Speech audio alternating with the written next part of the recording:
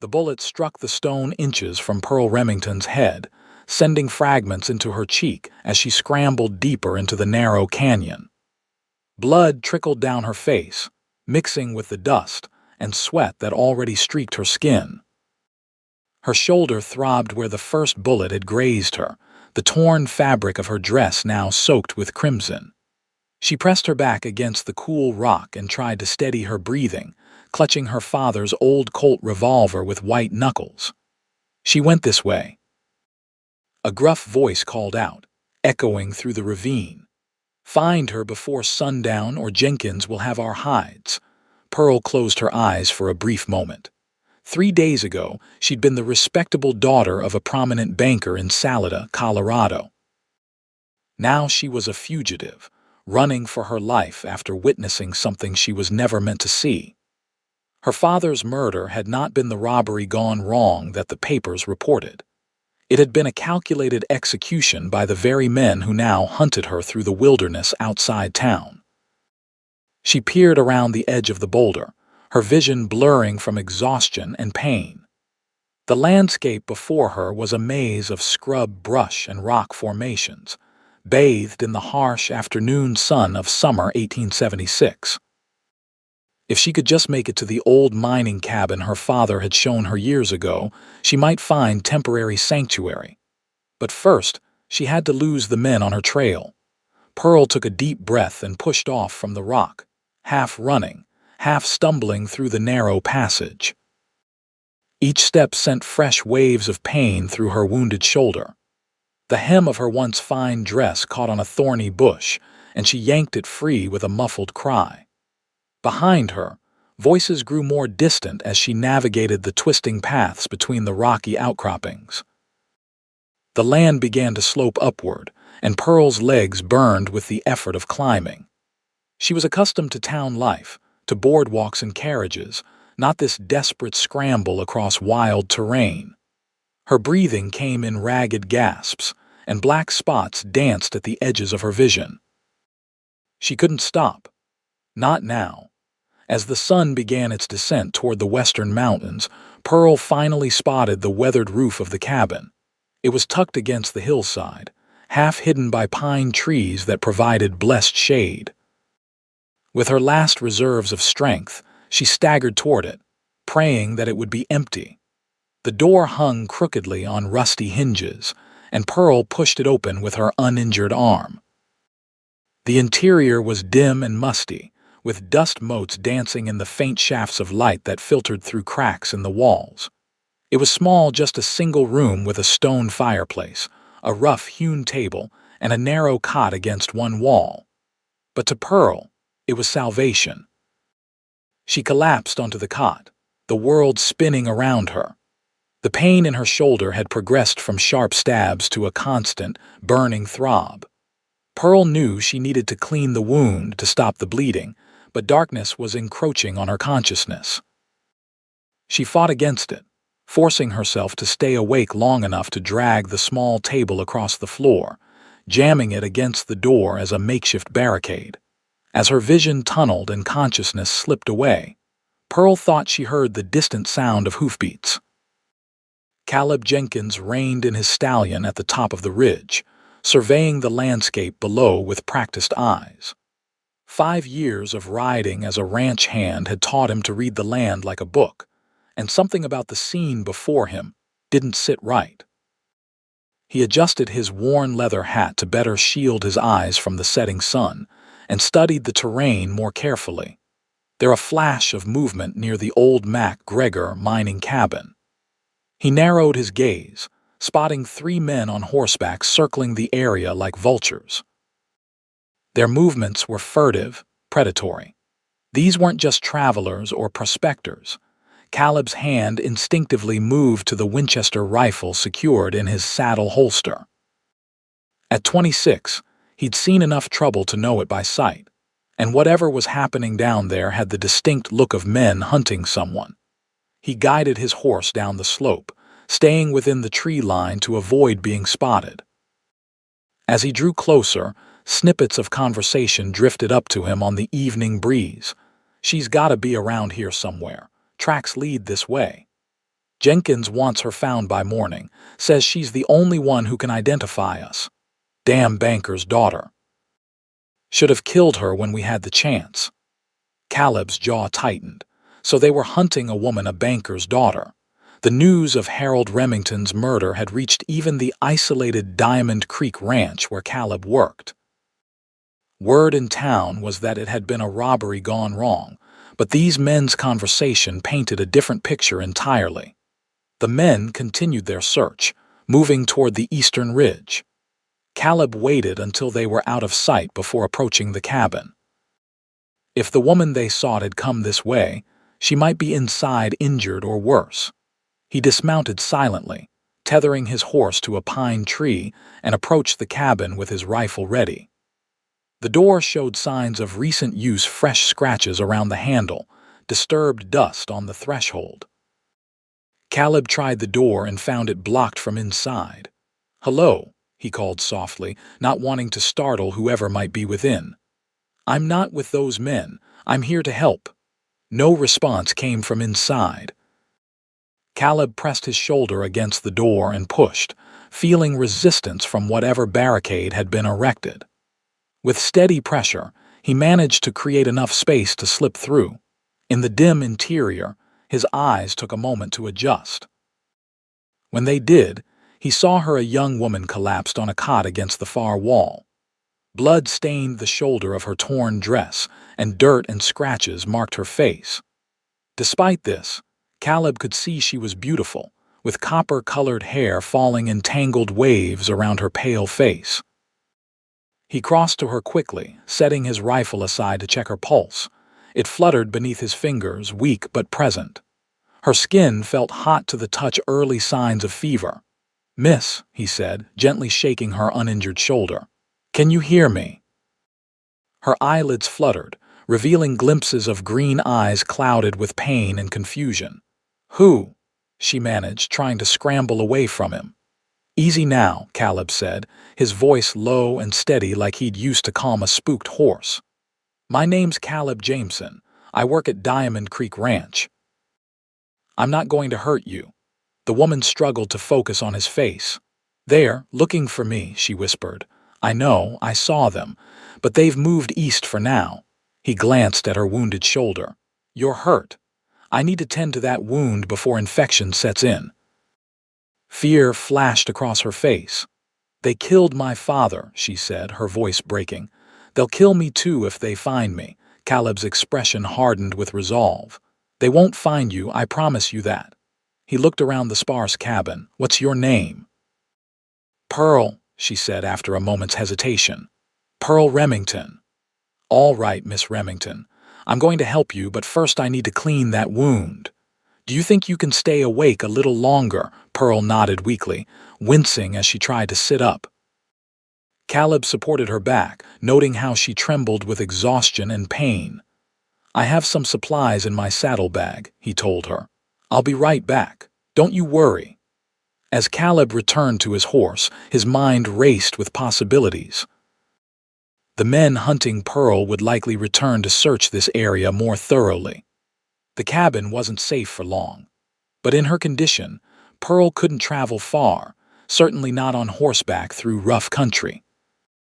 He gathered his canteen, a small medical kit, and some jerky he kept for long rides, then returned to the cabin. Pearl had managed to prop herself up against the wall, though her face was ashen with the effort. "You're the banker's daughter," Caleb said as he knelt beside her. "I heard about what happened in town. I'm sorry about your father." "It wasn't a robbery," Pearl said, her voice stronger now, fueled by anger. "It was murder. They came to the bank after hours. My father was meeting with Garrett Jenkins. He owns half the mining claims around Salida. I was in the back room and they didn't know I was there." She paused, swallowing hard. "Jenkins accused my father of looking too closely at his accounts, of finding discrepancies. Then he ordered his men to make it look like a robbery." Caleb's hand stilled as he was pouring water onto a clean cloth. "Jenkins, Garrett Jenkins." The name of the man the Outlaws had mentioned. Pearl nodded, wincing as the movement jarred her injury. I ran. They saw me and shot at me, but I managed to escape through the alley. I've been hiding and running for 3 days now. Tears filled her eyes. No one in town would believe me over Jenkins. He's too powerful. I believe you, Caleb said firmly. Now I need to look at that wound. This might hurt. With gentle fingers, he pulled aside the torn fabric of her dress, revealing a deep graze across the top of her shoulder. The wound was angry and red, but thankfully, the bullet had only torn through flesh without hitting bone. He cleaned it carefully, apologizing each time Pearl gasped or tensed in pain. "You've lost blood, but I think you'll be all right," he told her when he'd finished bandaging the wound with strips torn from his spare shirt. "The fever's what worries me. You need rest and medicine." "I can't rest," Pearl said, though her eyelids were already growing heavy. "They'll come back." Caleb stood and moved to the cabin's single window, peering through a crack in the wooden shutters. The sun had set and dusk was settling over the landscape. "We'll stay here tonight," he decided. "You're in no condition to travel and they won't search well in the dark. Come first light, we'll move on." Pearl questioned, her voice small. Caleb turned back to her, his expression solemn. "I'm not leaving you to face those men alone, Miss Remington. I'll help you get somewhere safe, and then we'll figure out how to bring Jenkins to justice." Relief washed over Pearl's face, followed quickly by suspicion. "Why would you risk your life for someone you don't know?" Caleb was quiet for a moment, considering her question. "My pa taught me that a man's character is judged by what he does when no one's watching. I couldn't live with myself if I walked away knowing what might happen." He offered her a small smile. "Besides, I've never much cared for bullies, especially ones who hide behind money and influence." Pearl's eyes searched his face, finding only sincerity in his steady gaze. "Thank you," she whispered. "Try to get some sleep now," Caleb said, draping his jacket over her. "I'll keep watch." As Pearl drifted into an uneasy sleep, Caleb settled by the door with his Winchester across his lap. The night would be long, but his resolve was firm. Whatever came with the dawn, he would stand between this woman and those who sought to harm her. Outside, the Colorado wilderness fell silent except for the occasional hoot of an owl and the distant howl of a coyote. Caleb kept his eyes trained on the darkness, watching and waiting. Pearl awoke to the soft glow of dawn filtering through the cabin's cracks. For a disorienting moment, she couldn't remember where she was or why her body ached so terribly. Then the memories flooded back: her father's murder, the desperate flight, the wound, and the stranger who had come to her aid. She turned her head to find Caleb Jameson still seated by the door, his rifle ready. He looked tired but alert, his broad shoulders outlined against the growing light. He must have kept watch all night. "You're awake," he said, noticing her movement. "How do you feel?" Pearl took stock of her condition. Her shoulder throbbed dully, but the sharp, burning pain had subsided. Her head felt clearer, though weakness still permeated her limbs. "Better, I think." "The fever's gone," Caleb nodded, relief evident in his expression. "Good, we should move soon. I checked outside at first light, no sign of them yet, but they'll be back." Pearl pushed herself into a sitting position, grimacing with the effort. "Where will we go?" "Jenkins has men all over this territory if I go back to town." "Not town," Caleb said firmly. "At least not Salada. I've been thinking about it all night.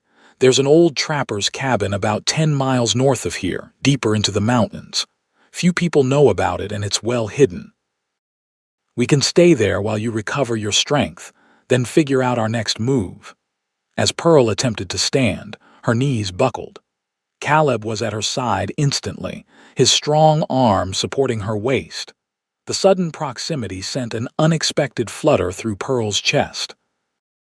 Despite the dire circumstances, she found herself acutely aware of his presence: the weathered tan of his skin, the faint scent of leather and pine that clung to him, the gentle strength in the hand that steadied her. "Easy," he murmured. "You've been through a lot." Pearl straightened, determined not to appear weak. I'll manage. She looked down at her tattered, blood-stained dress. I'm not exactly dressed for a mountain journey. Caleb gave her a considering look. I have an extra shirt in my saddlebag. It'll be too big, but it's clean and whole. And I have a spare bandana you can use to tie your hair back. While Caleb went to retrieve the items, Pearl took stock of her appearance.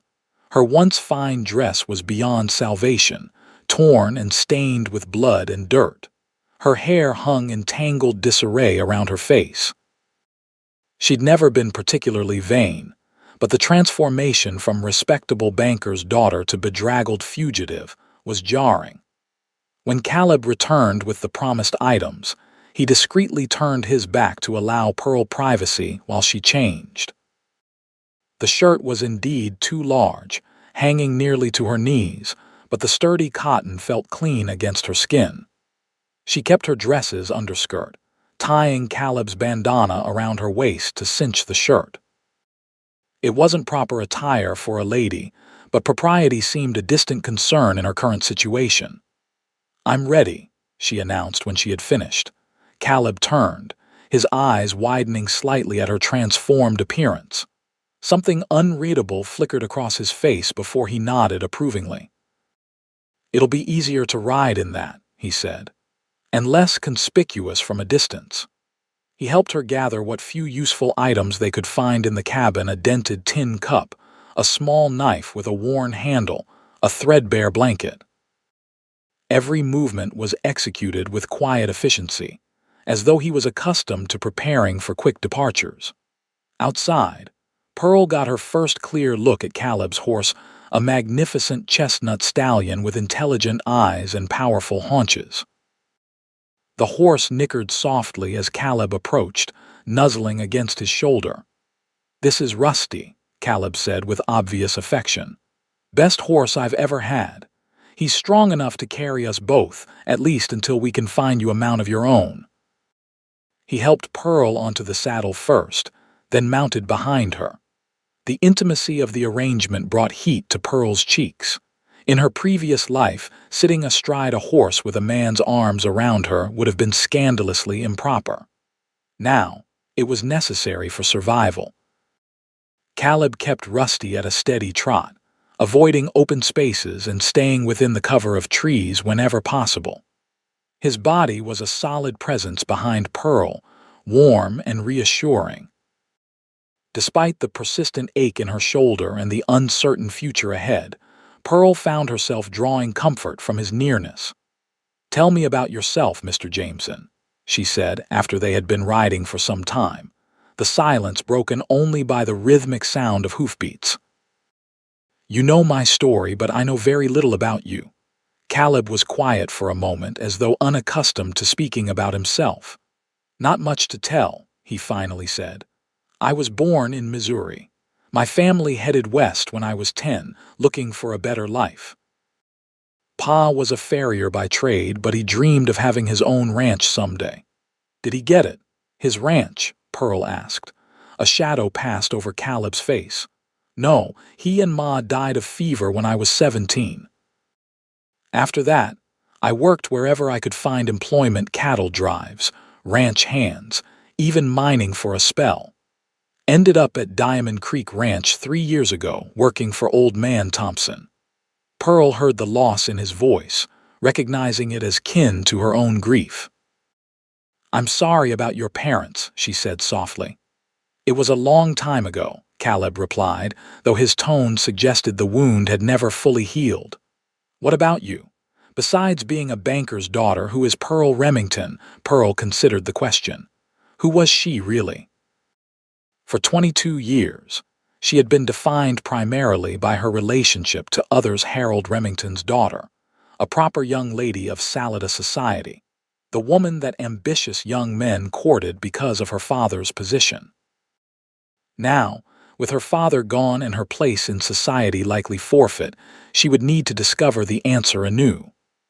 "I'm not entirely sure anymore," she admitted. "I've always loved books, adventure stories especially. My mother died when I was young, so I was raised mostly by my father." He taught me about banking, about numbers and ledgers. I helped him at the bank sometimes. Her voice caught. That's why I was there that night. We were preparing the monthly statements together. Caleb's arm tightened briefly around her waist, a gesture of comfort. You're brave, he said simply. Many would have broken under what you've endured. Pearl wanted to protest that she didn't feel brave. She felt terrified and overwhelmed, but she held her tongue. Perhaps bravery wasn't the absence of fear, but the will to continue despite it. As the morning progressed, the terrain grew steeper and more challenging. The mountain air was cool and crisp, a welcome relief from the summer heat of the lower elevations. Pine trees towered around them, their scent sharp and clean in the sunlight. They stopped briefly at a small stream to rest and water Rusty. Caleb helped Pearl dismount, his hands strong and steady at her waist. Her legs were stiff from riding, and she stumbled slightly as her feet touched the ground. Careful, Caleb said, steadying her.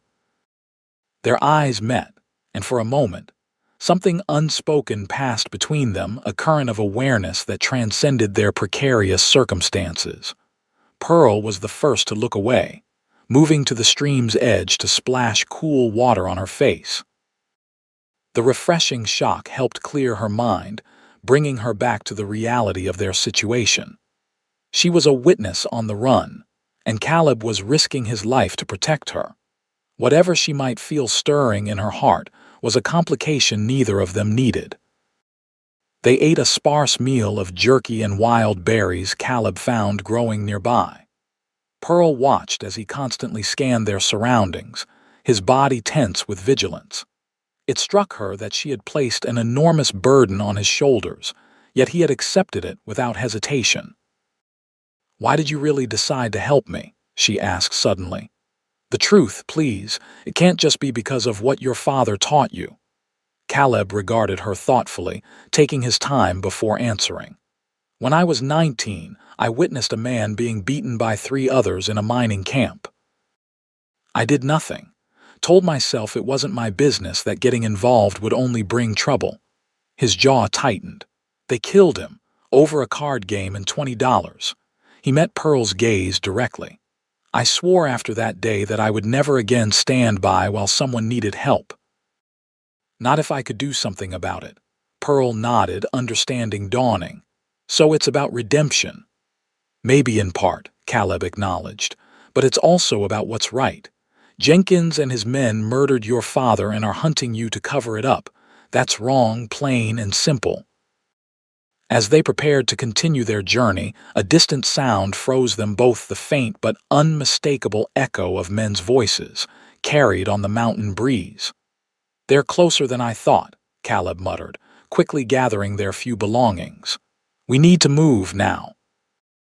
He helped Pearl back onto Rusty, then mounted behind her with fluid grace born of years in the saddle. With a gentle click of his tongue, he urged the horse forward, setting a faster pace than before.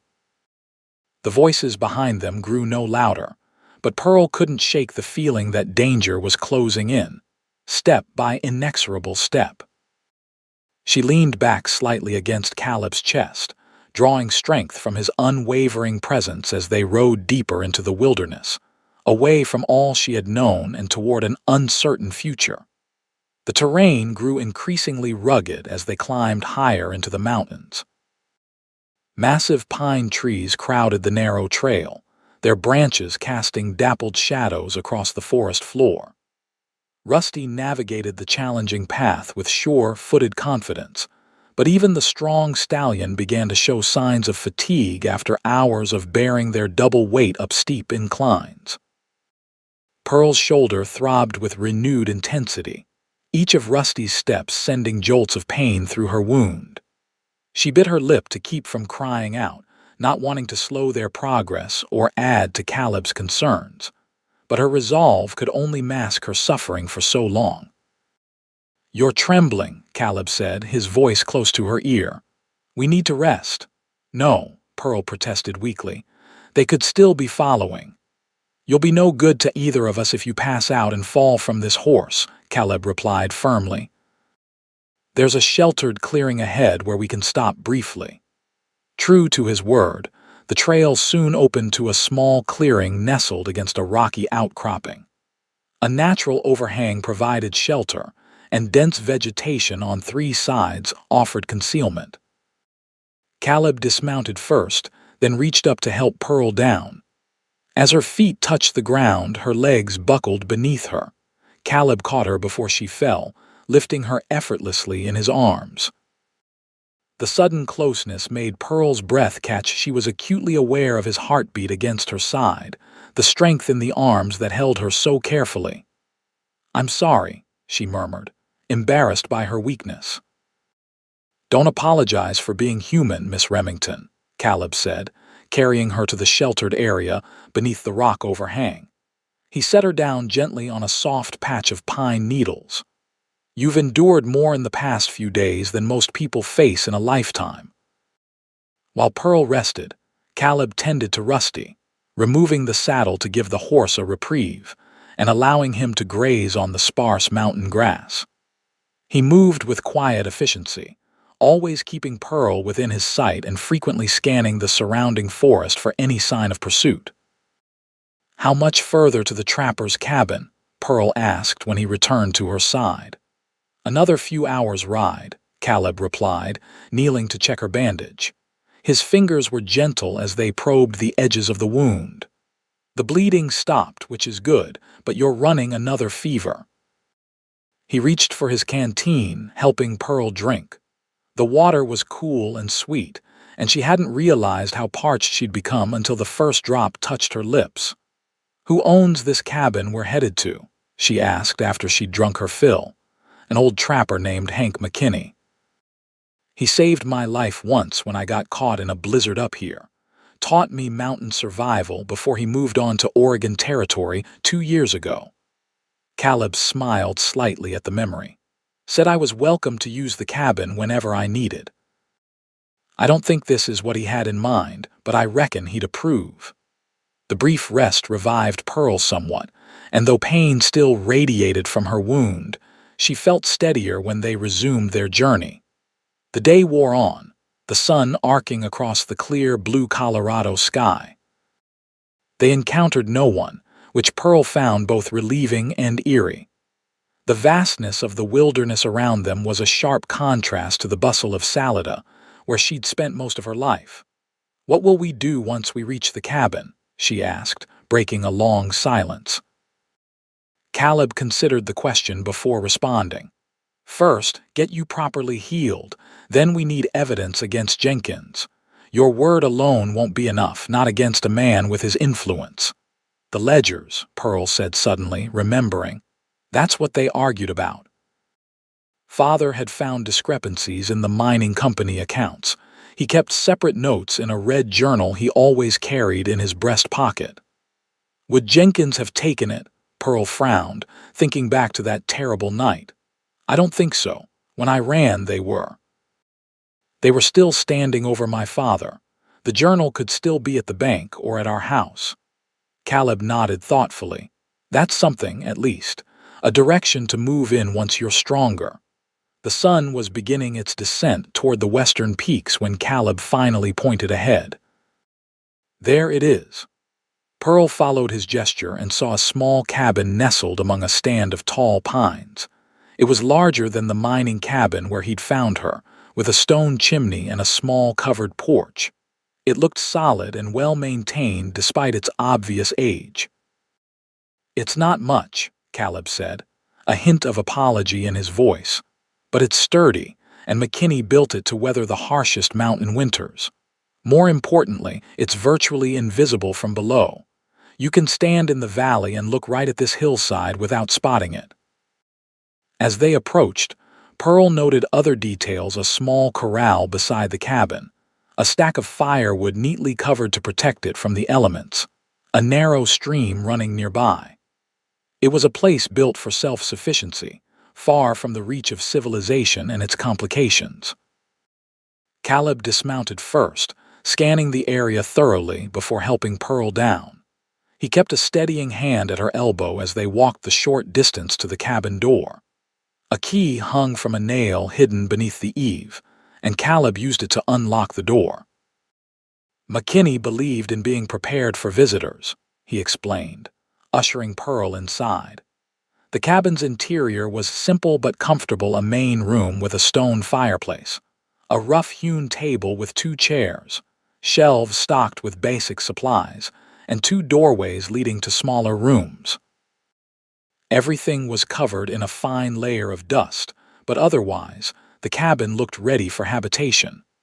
"You take the bedroom on the right," Caleb said, setting down his saddlebag. "I'll use McKinney's old bunk in the other room." Pearl nodded gratefully, suddenly overwhelmed by exhaustion. The past days caught up with her all at once, and she swayed on her feet. Caleb was at her side immediately.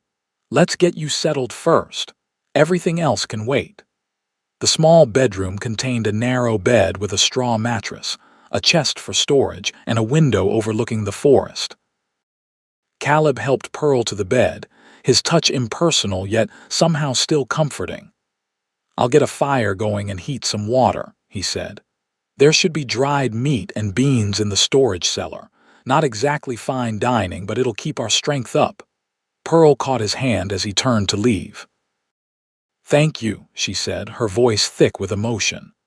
"I don't know what would have happened if you hadn't found me." Caleb's expression softened, and for a moment the guarded look in his eyes gave way to something warmer. "Try to rest," he said quietly. "You're safe here."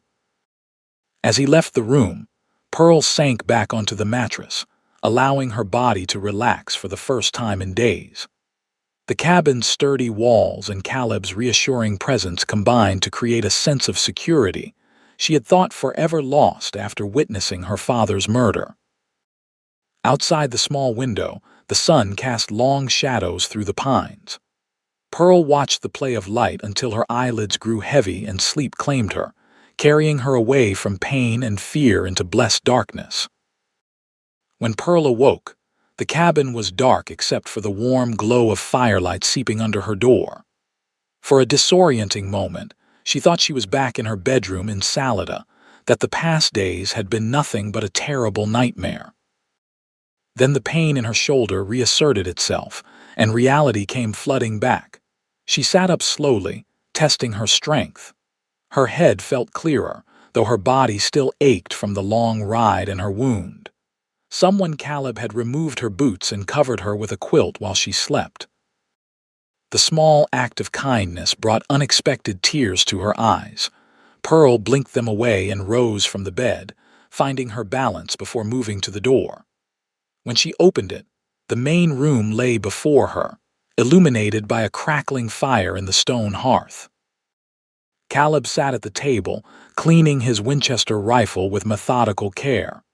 He looked up at her approach, his expression shifting from concentration to concern. "You should be resting," he said, setting aside the cleaning cloth. "I've slept enough," Pearl replied, though in truth she felt as though she could sleep for days. "What time is it?" "Just past midnight. You've been asleep since we arrived this afternoon." He gestured to a pot hanging near the fire.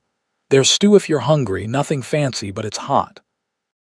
Pearl's stomach growled at the mention of food, reminding her that she'd eaten little in the past days.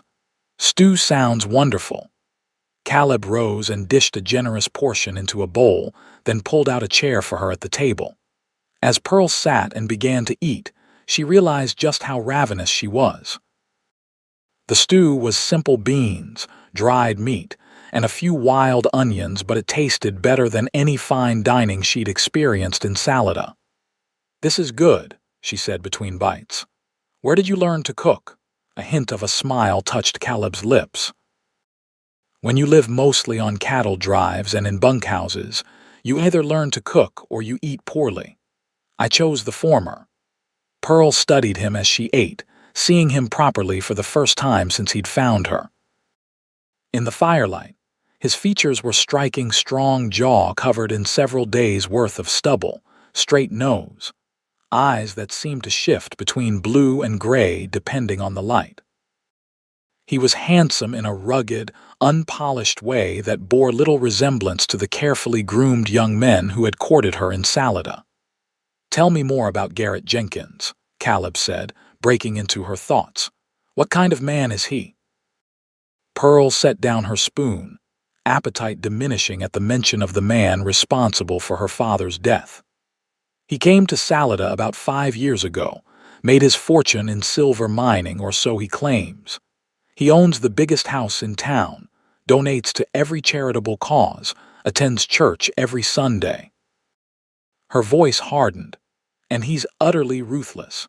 My father used to say that behind every charming smile, Jenkins was calculating profit margins. What made your father look into his accounts? It started with discrepancies in the payroll for the miners. Father noticed that Jenkins was withdrawing enough money to pay 50 men, but tax records showed only 35 employees at the mine. When father inquired discreetly, Jenkins claimed the difference was for contract workers. Pearl frowned. Then there were unusual transfers to banks in Denver and San Francisco. Large sums that didn't match the mine's reported output. You think he's running an illegal operation of some kind? Caleb asked. Pearl nodded slowly. Father believed so. He suspected Jenkins was either skimming profits to avoid taxes or... She hesitated, remembering her father's troubled expression the week before his death. Or that the mine was a front for something else entirely. Caleb leaned back in his chair, considering this information. If we could find that journal, it might provide enough evidence to take to the federal marshal in Denver. Local law won't touch Jenkins, but federal authorities might. If it still exists, Pearl said quietly, and if we can get to it without getting killed. The reality of their situation hung heavy between them. They were two people alone against a powerful man with resources and hired guns at his disposal. The odds were daunting at best. One step at a time, Caleb finally said. First, you need to heal, then we'll figure out how to get that journal. Pearl finished her stew in thoughtful silence. The fire crackled and popped, casting dancing shadows across the cabin walls. Outside, an owl hooted softly in the darkness. You should go back to bed, Caleb suggested, taking her empty bowl. Your body needs rest to recover. What about you? Pearl asked, noticing the tired lines around his eyes. Have you slept at all? Caleb shook his head. I'll keep watch a while longer. Old habits. Pearl wanted to protest, to insist that he needed rest as much as she did, but the determined set of his jaw told her it would be futile. This was a man accustomed to putting others' needs before his own, a trait both admirable and frustrating. Wake me in a few hours, she said instead. I can take a turn watching. Surprise flickered across Caleb's face, followed by something like respect. We'll see, was all he said. Pearl returned to the small bedroom, leaving the door slightly ajar. She lay awake for some time, listening to the quiet sounds of Caleb moving about the main room, the occasional shift of logs in the fireplace. Despite the uncertainty of their situation, she felt safer than she had since witnessing her father's murder. It was a strange feeling finding security in a remote cabin with a man she barely knew. Yet something about Caleb Jameson inspired trust. Perhaps it was the steadiness in his gaze, or the way he had risked his own safety without hesitation to protect her. Whatever the reason, Pearl found herself grateful for his presence as she drifted once more into sleep. The next morning dawned clear and crisp, sunlight filtering through the pines surrounding the cabin. Pearl woke feeling stronger, the fever that had plagued her now fully broken. She found her boots beside the bed and pulled them on before venturing into the main room. Caleb was nowhere to be seen, but the cabin door stood open to the fresh mountain air. A pot of coffee simmered near the banked fire, filling the space with its rich aroma. Pearl poured herself a cup in a tin mug she found on the table, then stepped outside onto the small porch. The view took her breath away. From this elevation, she could see for miles rolling foothills giving way to the vast plains to the east, majestic peaks rising to the west. The morning light painted the landscape in gold and amber hues, highlighting the rugged beauty of the Colorado wilderness. Movement caught her eye, and she spotted Caleb by the small stream that ran near the cabin. He was shirtless, splashing water over his face and torso. The sight made Pearl's cheeks warm, and she started to turn away to give him privacy when he noticed her presence. "Morning," he called, reaching for a shirt hanging from a nearby branch. "Coffee's fresh. Hope I didn't wake you." "You didn't," Pearl replied, trying to ignore the flutter in her chest as he approached, pulling his shirt over well-defined muscles that spoke of years of physical labor. "I think I've slept more in the past day than in the entire week before," Caleb smiled, and Pearl was struck by how it transformed his usually solemn face. "Good. How's the shoulder?" "Better. Still sore, but the fever's gone." He nodded approvingly. "Let me check the wound after breakfast." "I found some yarrow growing nearby. It'll help with the healing if we make a poultice." They shared a simple meal of corn cakes made from supplies Caleb had found in the cabin's storage, along with the last of the jerky. As they ate, Caleb outlined his plans for their immediate future. "We need supplies if we're going to stay here a while," he explained.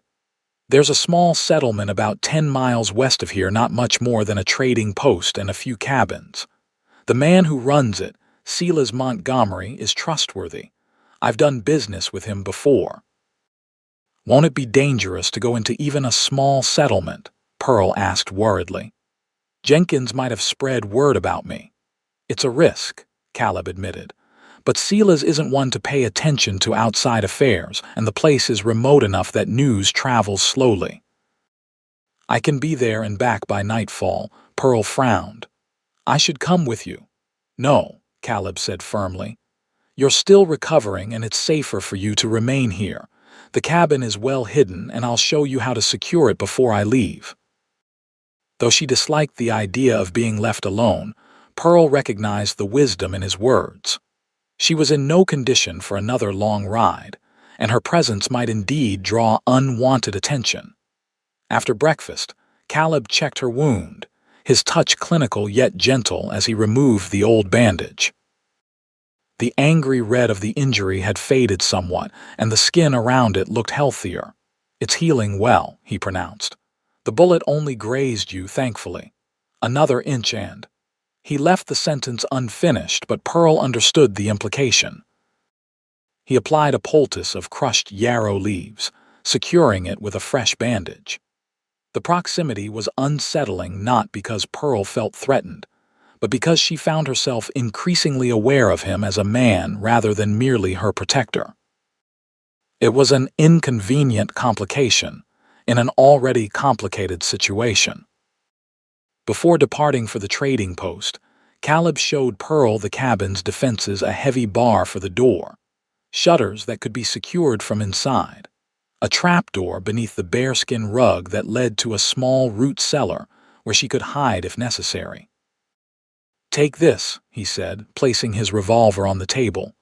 "Do you know how to use it?" Pearl picked up the weapon, feeling its weight. "My father taught me. He believed a woman should know how to protect herself, especially in a place like Salida." Caleb raised an eyebrow, clearly surprised. "Your father was an unusual banker." "He was an unusual man," Pearl replied, a wave of grief washing over her. She swallowed hard against the sudden tightness in her throat. "He would have liked you, I think." Something unreadable flickered in Caleb's eyes. "I'll be back before sunset," he promised. "Keep the door barred and don't open it for anyone but me." Pearl watched from the doorway as he saddled Rusty and mounted with fluid grace. He paused at the edge of the clearing, turning back to meet her gaze one last time before disappearing among the trees. Alone in the cabin, Pearl felt a strange mixture of vulnerability and liberation. For days, she had been either fleeing for her life or dependent on Caleb's protection. Now, for a few hours at least, she had time to collect her thoughts and consider her situation more carefully. She busied herself tidying the already neat cabin, finding comfort in the simple, domestic tasks. In a trunk near the fireplace, she discovered a few books, a worn Bible, a manual on wilderness survival, and surprisingly, a volume of Shakespeare's sonnets. Pearl smiled at the unexpected find, wondering about the old trapper who had left it there. The hours passed quietly. Pearl read for a while, then dozed in a chair near the fire. She was awakened by a sound that made her blood run cold, the distant but unmistakable report of a rifle shot, echoing through the mountains. Pearl leapt to her feet, heart pounding. She rushed to the window, straining to see through the trees, but the forest revealed nothing. The shot could have been a hunter, she told herself. There was no reason to assume it had anything to do with Caleb or her pursuers. But as the shadows lengthened and the sun began its descent toward the western peaks with no sign of Caleb's return, fear took root and grew. He had promised to be back by sunset.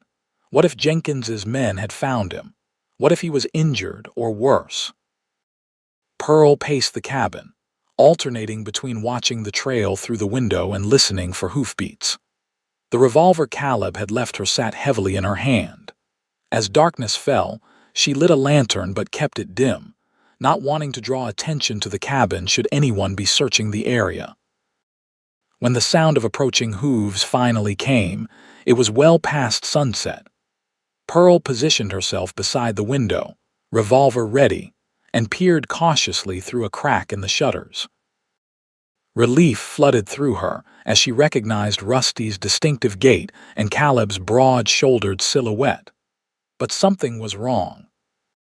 Even in the dim moonlight, she could see that he sat slumped in the saddle, and Rusty moved with uncharacteristic slowness, as though careful not to jostle his rider. Pearl unbarred the door and rushed outside, caution forgotten in her concern. "Caleb, what happened?" As she drew closer, she saw the dark stain spreading across his left side, just below his ribs. Caleb looked down at her with pain-glazed eyes. "Got into a bit of trouble," he managed through clenched teeth. "Seems Jenkins's reach is longer than we thought." Pearl helped him dismount, supporting his weight as best she could despite the painful protest from her injured shoulder. Blood soaked his shirt, warm and sticky against her hand. "Inside," she urged, guiding him toward the cabin. "Can you make it?" Caleb nodded grimly, leaning heavily on her as they crossed the short distance to the door. Once inside, Pearl helped him to a chair near the fire, then hurried to secure the door and retrieve the medical supplies. "What happened?" she asked as she carefully helped him remove his bloodied shirt. Caleb winced as the fabric pulled away from the wound. "Was nearly finished at the trading post when 3 men rode in. Didn't recognize them at first, but they knew me." He paused, drawing a painful breath. "Asked if I'd seen a woman matching your description. Said there was a reward for information." Pearl's hand stilled as she cleaned the wound. "They're looking for me this far out." "Jenkins must have put the word out across the territory," Caleb confirmed. "I denied seeing anyone, finished my business, and left. They followed." His jaw tightened. "Ambushed me about 5 miles east of here. I managed to lose them in the higher passes, but not before one of them got off a lucky shot." The wound was a deep furrow along his ribs where a bullet had grazed him, similar to Pearl's own injury, but more severe. It was bleeding freely, though the bullet hadn't lodged in his flesh. "I need to stop the bleeding," Pearl said, fighting to keep her voice steady. She pressed a clean cloth against the wound, trying to remember what her father had once taught her about treating injuries. "This needs stitching." Caleb nodded toward his saddlebag, which he dropped near the door. "Silas gave me a medical kit. Should be needle and thread in there." Pearl retrieved the kit, her heart racing at the task before her. She had sewn fine embroidery and mended clothing, but never human flesh. Yet there was no one else to do it, and the wound wouldn't stop bleeding on its own. "I've never done this before," she admitted, threading the needle with hands that trembled slightly. Caleb's eyes met hers, steady despite the pain he must be feeling. "I trust you, Pearl." It was the first time he had called her by her given name without the formal "Miss" preceding it. The simple statement of trust steadied her nerves. Pearl took a deep breath and began to work, forcing herself to focus on the task rather than the fact that it was Caleb's blood on her hands. Caleb's pain she was causing with each careful stitch. He remained stoically silent throughout the procedure, his only reaction an occasional sharp intake of breath or tightening of his jaw. When Pearl finally tied off the last stitch and covered the wound with a clean bandage, she was shaking with exhaustion and relief. "Thank you," Caleb said softly, his voice rough with pain. "You have steady hands." Pearl gave a tremulous smile. "Not as steady as I would have liked." She wiped her bloodied hands on a cloth. "You need to rest now. Let me help you to your bed." With Pearl's support, Caleb made it to the small bedroom he had been using. She helped him lie down, concern mounting at how pale his face had become. "The supplies," he said as she turned to leave. "I got everything we needed. Food, ammunition, medicine. It's all in the saddlebags." "Don't worry about that now," Pearl told him. "We'll sort it in the morning. You need to sleep." Caleb caught her wrist as she pulled the blanket over him. "They're still out there, Pearl. Those men. They might have followed me despite my precautions." Fear clutched at Pearl's heart, but she kept her expression calm for his sake. "Then I'll keep watch tonight. You've done enough." He looked as though he wanted to protest, but weakness and pain won out. His eyes drifted shut, his breathing gradually evening out as sleep claimed him. Pearl returned to the main room, securing the cabin before taking up position near the window with Caleb's revolver close at hand. Outside, the forest was silent except for the occasional hoot of an owl or rustle of wind through the pines. As she kept her vigil, Pearl reflected on how dramatically her life had changed in less than a week. The sheltered existence she had known in Salida seemed a lifetime away. That Pearl Remington, the banker's proper daughter who attended socials and church functions, would scarcely recognize the woman who now sat guard with a revolver, who had stitched a man's wounds and fled across the wilderness with him. Most surprising of all was the realization that despite the danger and hardship, Pearl felt more alive than she ever had before. Every sensation seemed heightened: the crisp mountain air, the vivid colors of the forest, the comforting crackle of the fire. Even the fear had a certain clarifying effect, stripping away pretense and revealing what truly mattered. And somewhere amid the chaos and fear, something else had taken root, something she was not yet ready to examine too closely. But as the night deepened around the small cabin, Pearl found her thoughts returning again and again to the man sleeping in the next room, and the strange twist of fate that had brought them together. The next 3 days passed in a tense but peaceful rhythm. Pearl tended Caleb's wound, which showed no signs of infection thanks to her careful stitching and the medicinal herbs he had obtained from the trading post. Though still weak from blood loss, he insisted on taking his turn at watch during the night, allowing Pearl to rest. They spoke little during those days, each lost in their own thoughts about the precarious situation they shared. Yet a companionable silence grew between them, the quiet understanding of two people who had faced danger together and found trust in unlikely circumstances. On the 4th morning, Pearl woke to find Caleb already up, moving about the cabin with greater strength than he had shown since his injury. He had prepared a breakfast of flapjacks and coffee, using supplies from his successful but costly trip to the trading post. "You're looking better," Pearl observed as she joined him at the table. Caleb nodded, pouring coffee for them both. "Feeling it too. Your nursing skills are impressive, Miss Remington." The return to formality caught Pearl's attention. Something had shifted in his demeanor, a certain resolution that hadn't been there before. "What is it?" she asked directly. "Something's on your mind." Caleb met her gaze evenly. "We need to make a decision.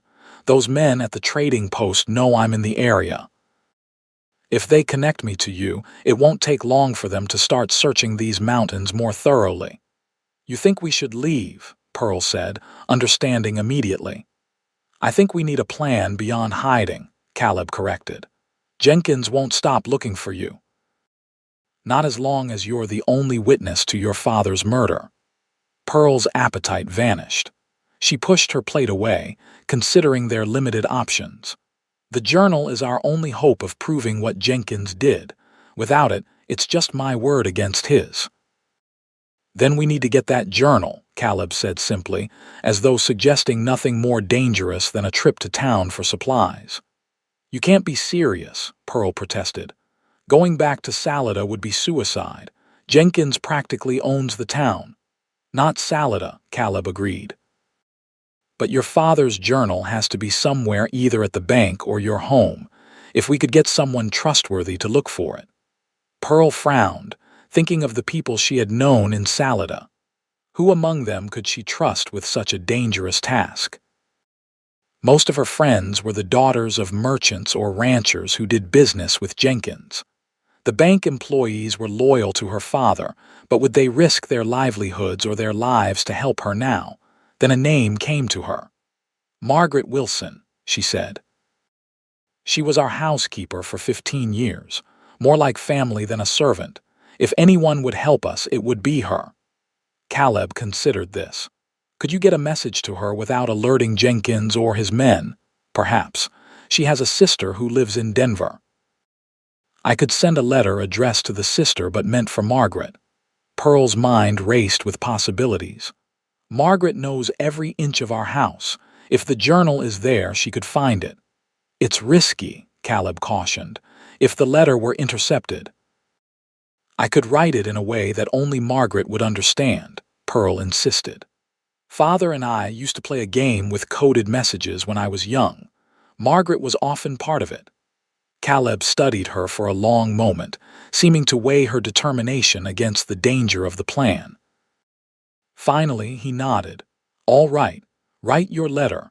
I'll find a way to get it to Denver without it being traced back to us. Relief washed through Pearl.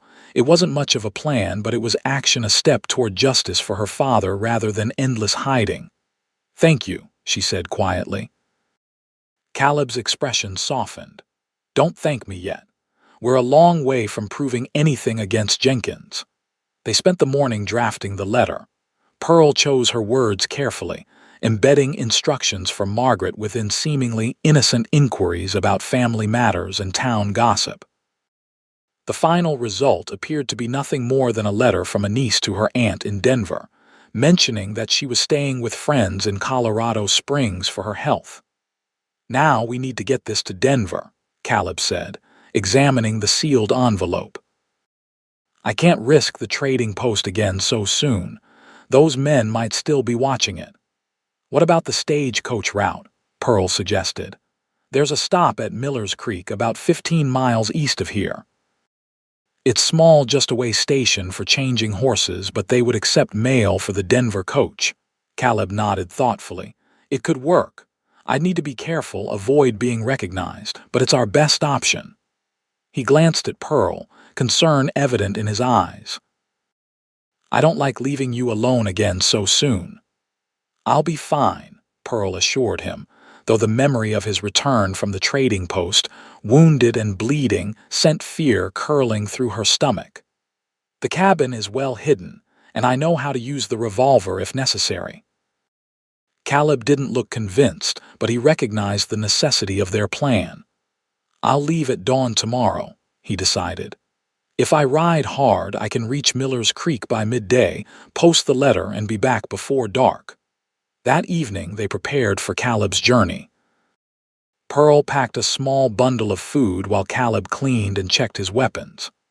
The air between them was charged with unspoken concerns, the danger of separation, the risk of discovery, the slim chance that their plan would succeed. As Pearl handed Caleb the packed food, their fingers brushed. She looked up, meeting his gaze, and found in it something that made her breath catch a warmth that went beyond the camaraderie of shared danger. Be careful tomorrow, she said softly. I will, he promised. Then, after a moment's hesitation, he added, Pearl. If anything happens to me, don't, she interrupted, unwilling to hear the contingency plans he was about to outline. You'll be back by sunset. We'll proceed from there. Caleb studied her face, seeming to draw strength from her certainty.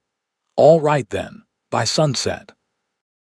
That night, as Pearl lay in her small bedroom listening to the quiet sounds of Caleb moving about the main room, she acknowledged the truth she had been avoiding. Somewhere amid the fear and flight, the shared danger and quiet moments of safety, she had begun to care for Caleb Jameson as more than just her protector. The realization was both frightening and exhilarating, but what future could possibly exist for them?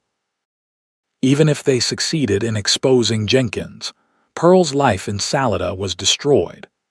And Caleb, a ranch hand with no fixed home and few possessions, what could he offer beyond the protection he had already provided? Pearl pushed these thoughts aside.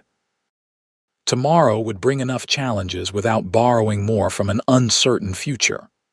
For now, it was enough that they had each other's trust and a fragile plan that might lead to justice. Morning came too quickly, the eastern sky just beginning to lighten as Caleb prepared to depart. Pearl stood in the doorway of the cabin, watching as he saddled Rusty and checked his weapons one final time. "Remember, stay inside," Caleb instructed. "Bar the door, keep the shutters closed. I'll give 3 knocks, then 2 when I return, that way you'll know it's me." Pearl nodded, fighting against the dread that had settled in her stomach overnight. "I'll be waiting." Caleb hesitated, then crossed to where she stood. For a moment, Pearl thought he might embrace her, might give voice to the unspoken current that had been growing between them. Instead, he simply touched her cheek briefly, his calloused fingers gentle against her skin. "Take care," he said quietly, then turned and mounted Rusty in one fluid motion. Pearl watched until horse and rider disappeared among the trees, then slowly closed and barred the cabin door. The space seemed suddenly larger and emptier without Caleb's presence. She busied herself with small tasks, stoking the fire, preparing a simple breakfast, checking the revolver he had left for her protection. As the sun climbed higher, Pearl tried to imagine Caleb's progress. By now, he would be well on his way to Miller's Creek, perhaps navigating the steeper passes that led down toward the stage-coach route. She pictured him alert in the saddle, watchful for any sign of danger, his lean frame silhouetted against the vast Colorado sky. The hours crawled by. Pearl read from the Book of Sonnets to pass the time, finding unexpected comfort in the familiar rhythms of Shakespeare's poetry. Occasionally, she moved to the window, peering through a crack in the shutters to scan the surrounding forest. Midday came and went. If all had gone according to plan, Caleb would have reached Miller's Creek by now, would have posted the letter and begun the journey back. Pearl prepared a stew with some of their supplies, ensuring a hot meal would be waiting upon his return. As afternoon waned toward evening, her anxiety mounted. The sun was sinking toward the western peaks, painting the sky in deepening shades of gold and crimson. Caleb had promised to return by sunset, but there was still no sign of him. Pearl paced the cabin, alternating between the window and the door, straining to hear the sound of approaching hoofbeats. The shadows lengthened, and still he did not come. Night fell fully, the forest outside growing dark and still.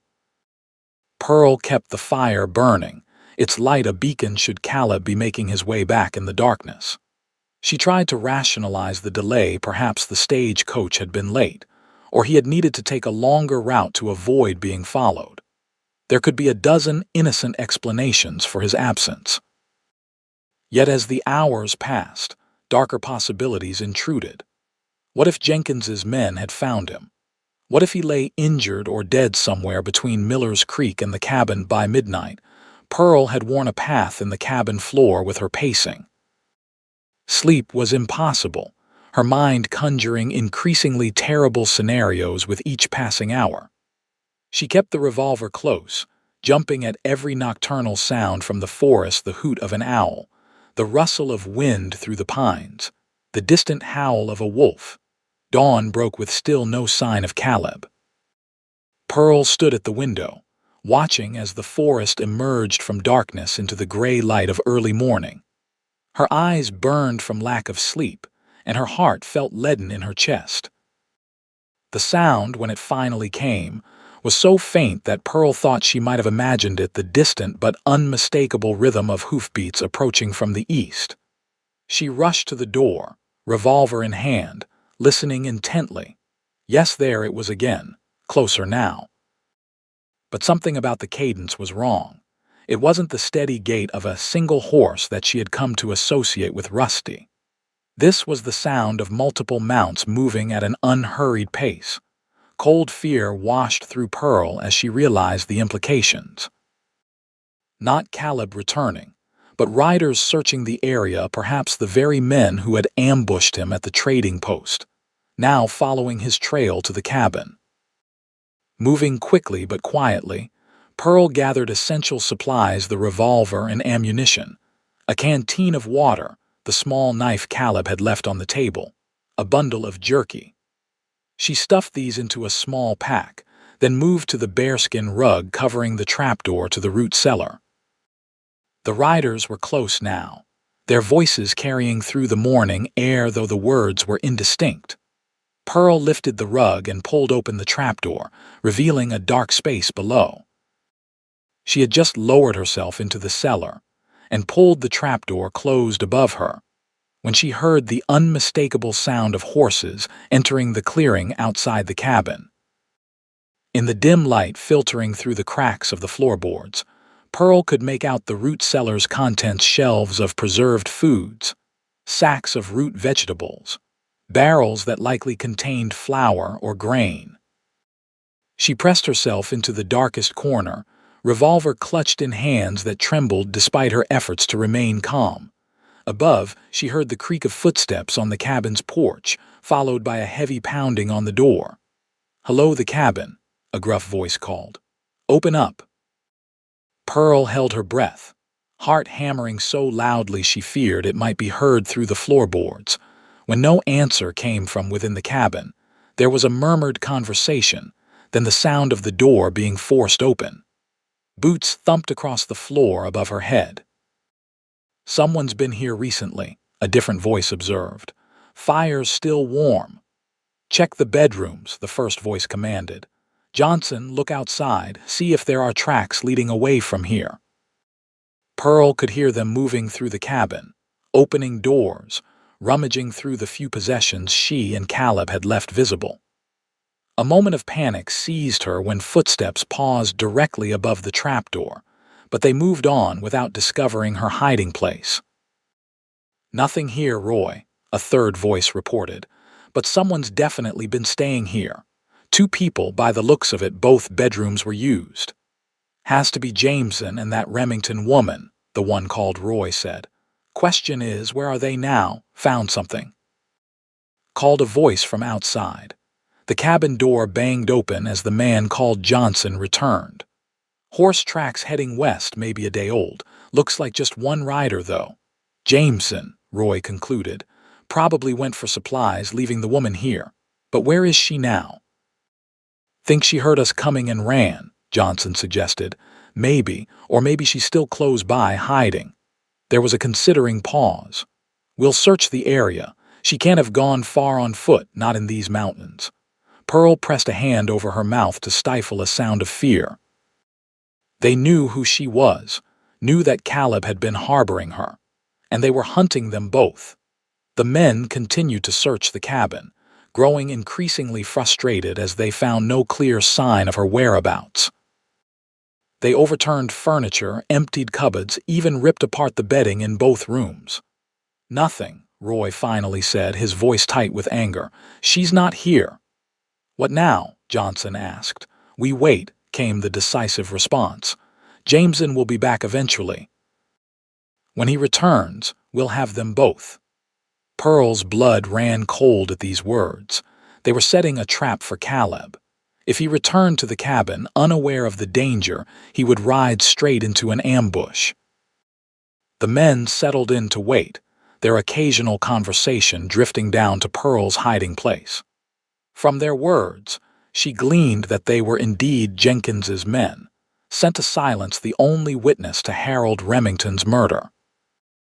They had been tracking Caleb since the confrontation at the trading post, losing his trail temporarily, but picking it up again near Miller's Creek. "Jenkins is offering an extra $500 for the woman," Roy commented at one point.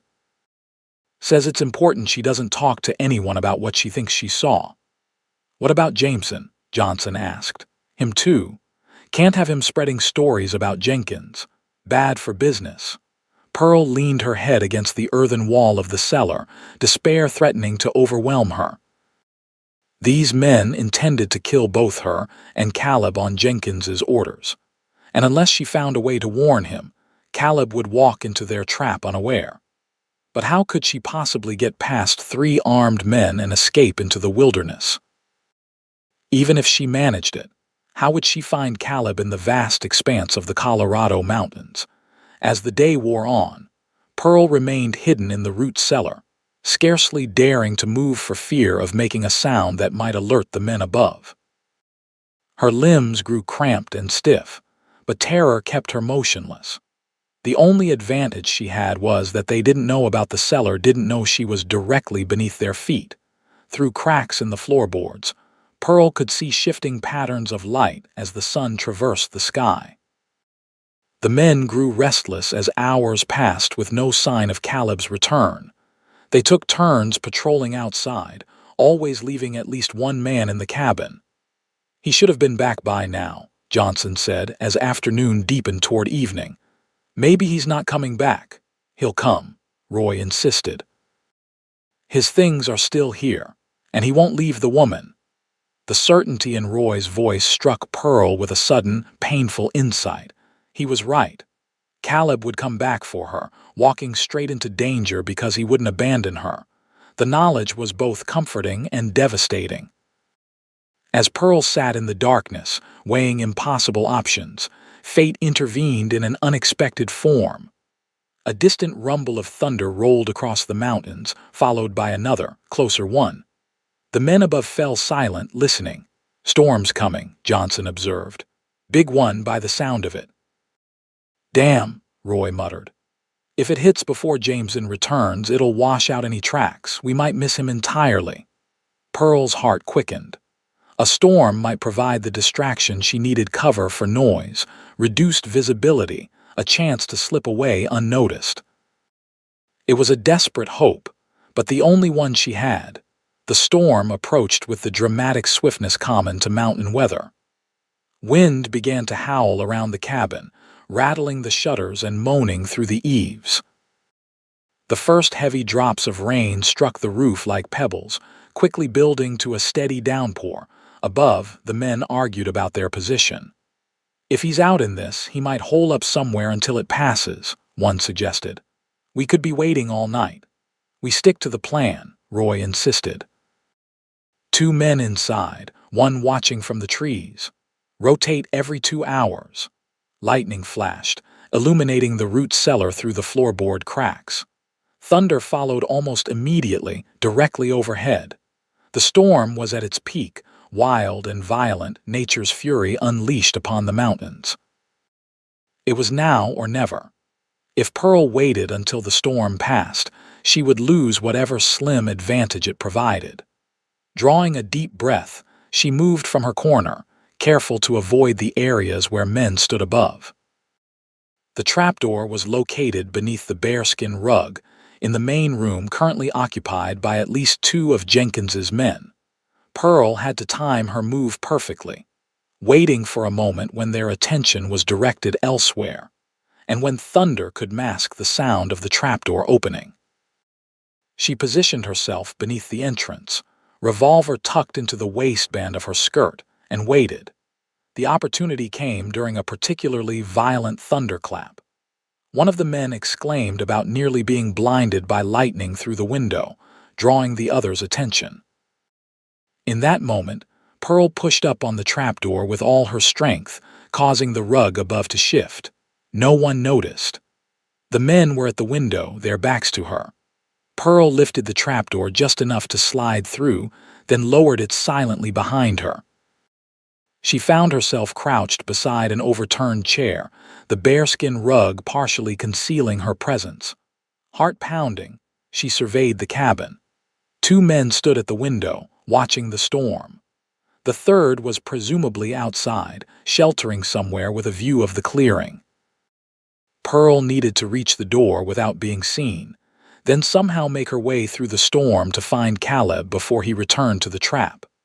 Another flash of lightning, another crash of thunder. In that brief illumination, Pearl spotted something that made her blood run cold. Caleb's saddlebag lying open on the table, its contents scattered. So he had returned, had perhaps been captured already, or... No, she couldn't think that way.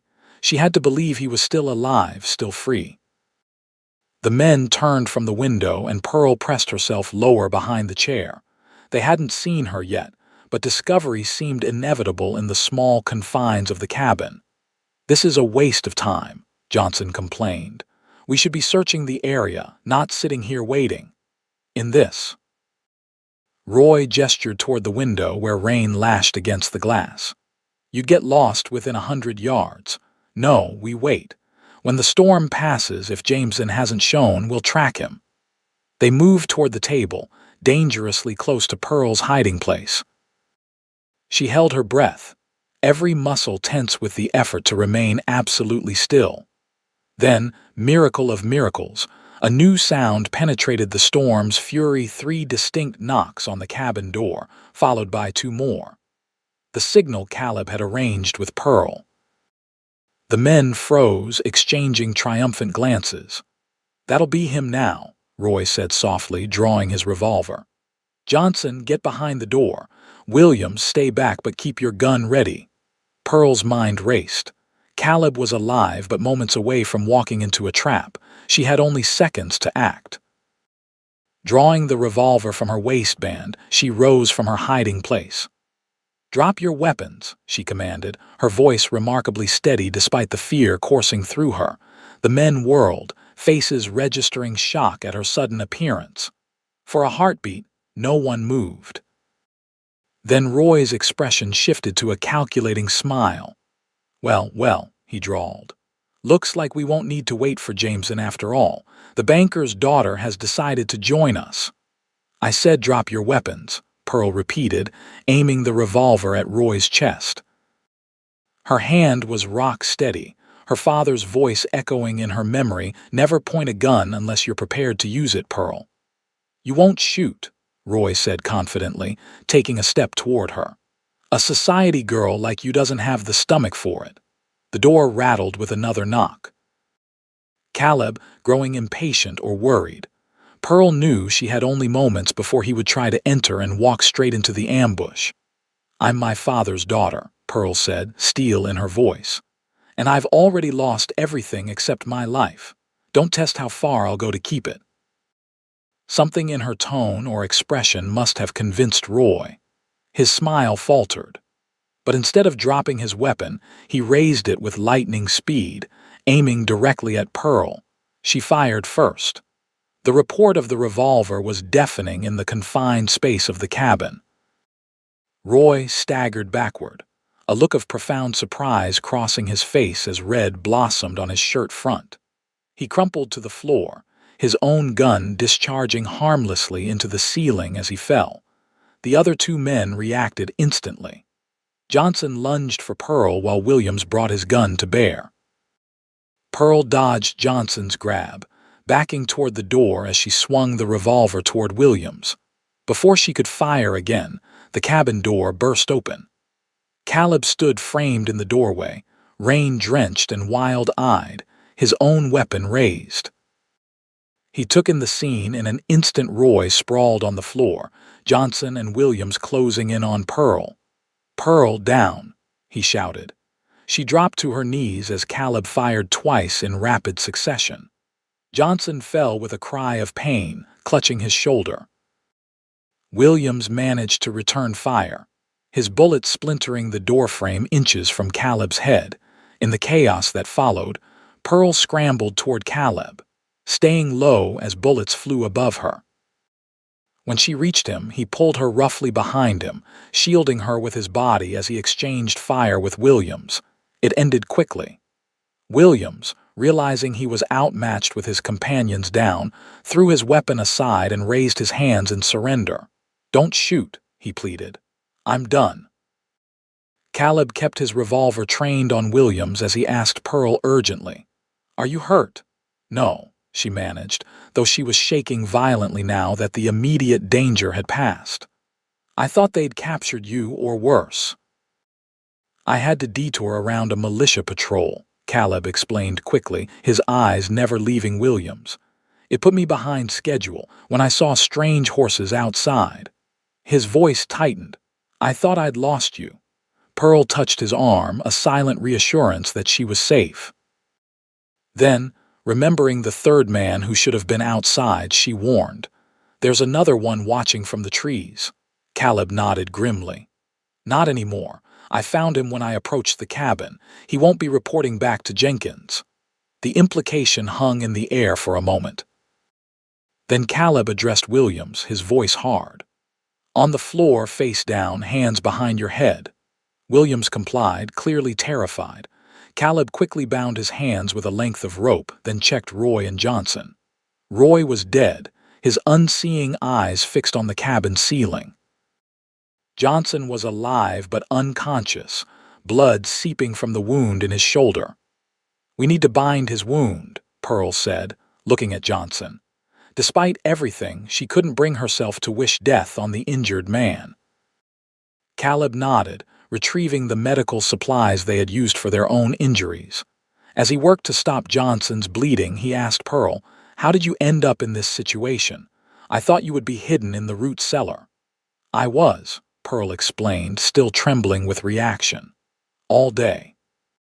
But when I heard your signal, I knew I had to warn you somehow. They were waiting to ambush you when you entered." Caleb paused in his ministrations, his eyes finding hers across the room. Something powerful passed between them, understanding, gratitude, and something deeper that neither was ready to name. "You saved my life," he said simply. Pearl managed a shaky smile. "We seem to be making a habit of that, saving each other." With both surviving outlaws securely bound, Caleb and Pearl were able to take stock of their situation. The storm continued to rage outside, making immediate travel impossible. They would have to wait it out in the cabin, sharing the space with their captives. "What will we do with them?" Pearl asked quietly, nodding toward Johnson and Williams. Caleb's expression was grim. "We'll take them to the federal marshal in Denver. Their testimony against Jenkins might be worth leniency for them."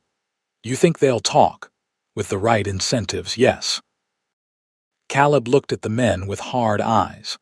Self-preservation is a powerful motivator. They moved Johnson to one of the bedrooms, where they could keep him under observation as he recovered from his wound. Williams remained bound in the main room, sullenly cooperative now that his options had narrowed to cooperation or a hanging. As the adrenaline of the confrontation faded, exhaustion overtook Pearl.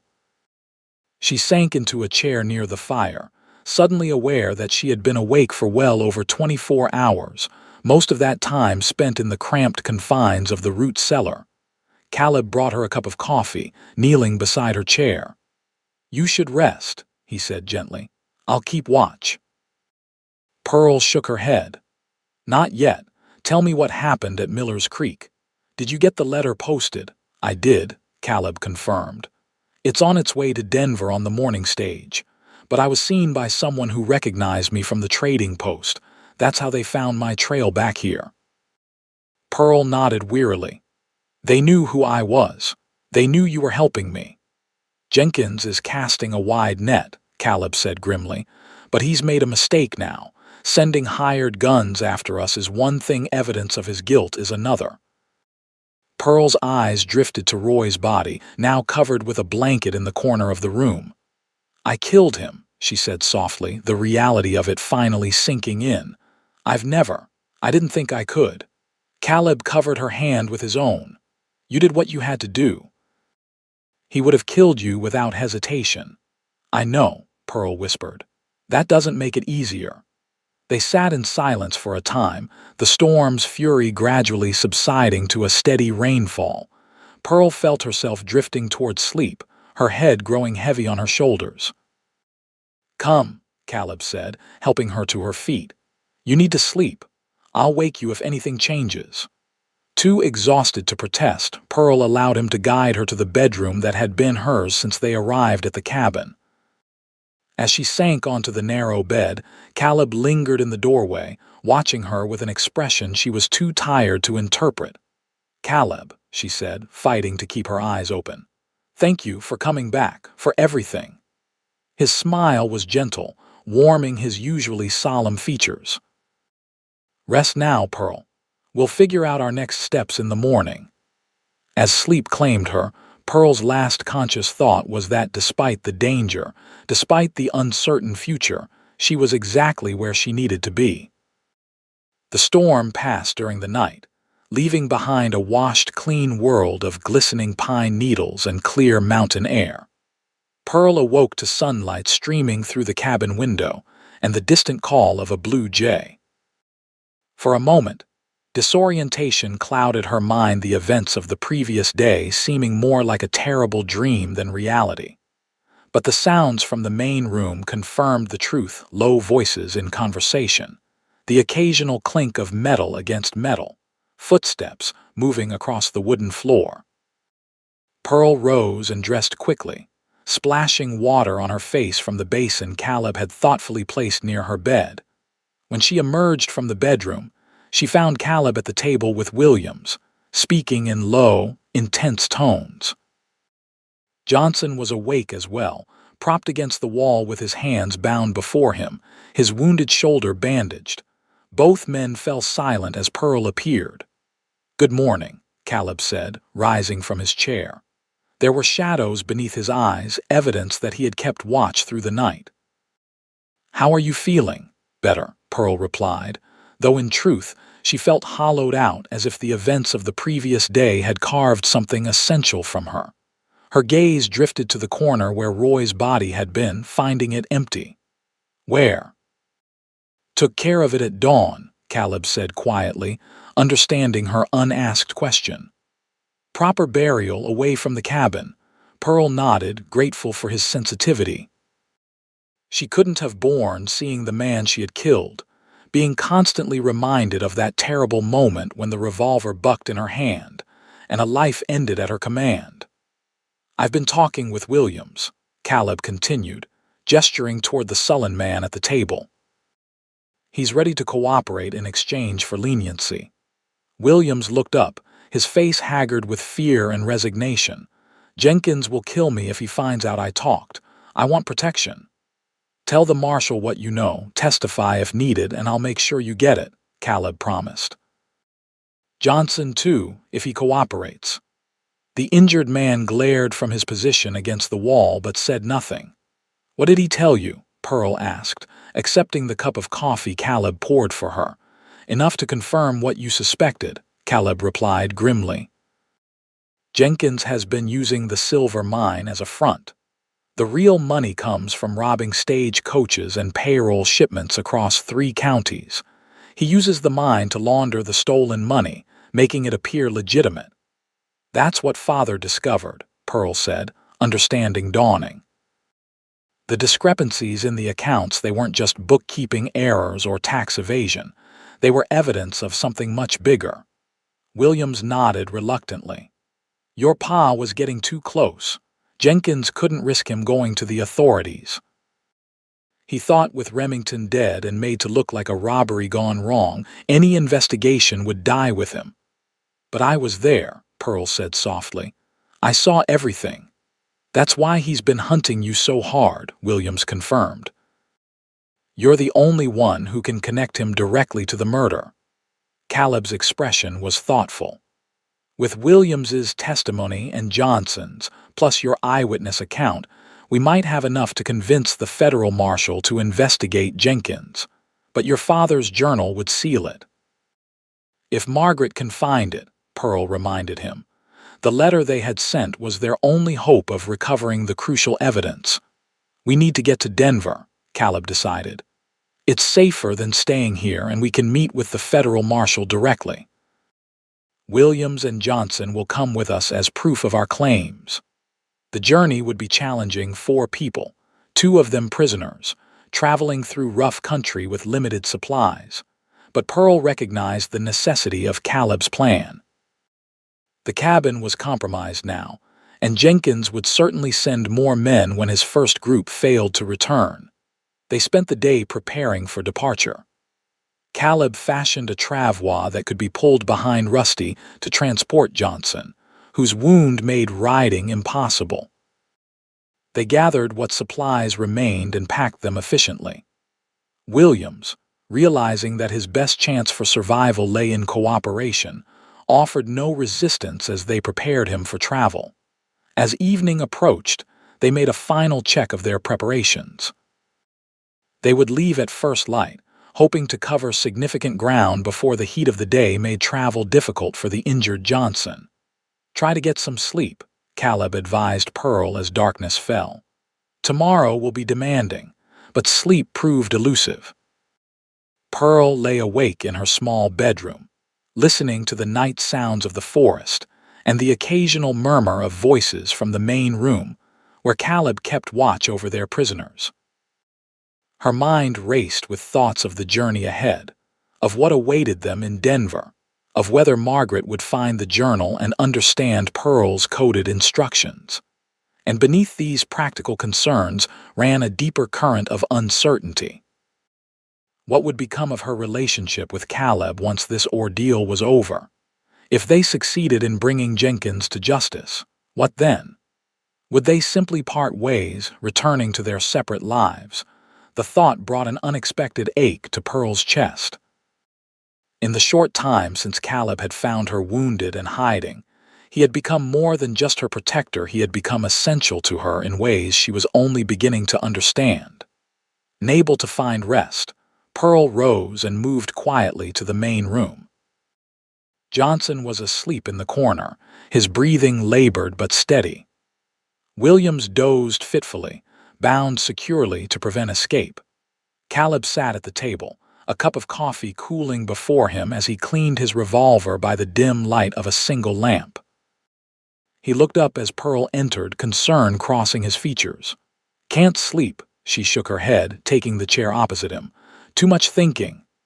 Caleb set aside the weapon, studying her face in the lamplight. "Having second thoughts about Denver?" "No," Pearl said truthfully. "It's the right move. I'm just wondering what comes after, if we succeed, if Jenkins is brought to justice. What then?" The question hung between them, laden with unspoken implications. Caleb's eyes held hers, something vulnerable flickering in their depths. "I've been asking myself the same question," he admitted quietly. Pearl gathered her courage. "Before all this happened, I had a path laid out for me. Daughter of Harold Remington, eventual marriage to some suitable young man from Salida society, a predictable life of social calls and charity work." She gave a small, rueful smile. "None of it seems real anymore." "And what does seem real?" Caleb asked, his voice low. Pearl considered the question carefully. "This, being here, making choices based on what's right rather than what's expected." She hesitated, then added, "You seem real, Caleb. More real than anything in my life before." The confession cost her something in pride, but gained her something more valuable: the rare sight of Caleb Jameson's genuine smile, unguarded and warming his entire face. "I've spent most of my adult life drifting," he said after a moment. "Taking whatever work came my way, moving on when the seasons changed or the job ended, never staying long enough to put down roots." His eyes held Pearl's steadily. "Until now." The implication of his words sent a flutter through Pearl's chest. "And now," she prompted softly. "Now I find myself thinking about things I've never considered before. A permanent home, a future beyond the next season or paycheck."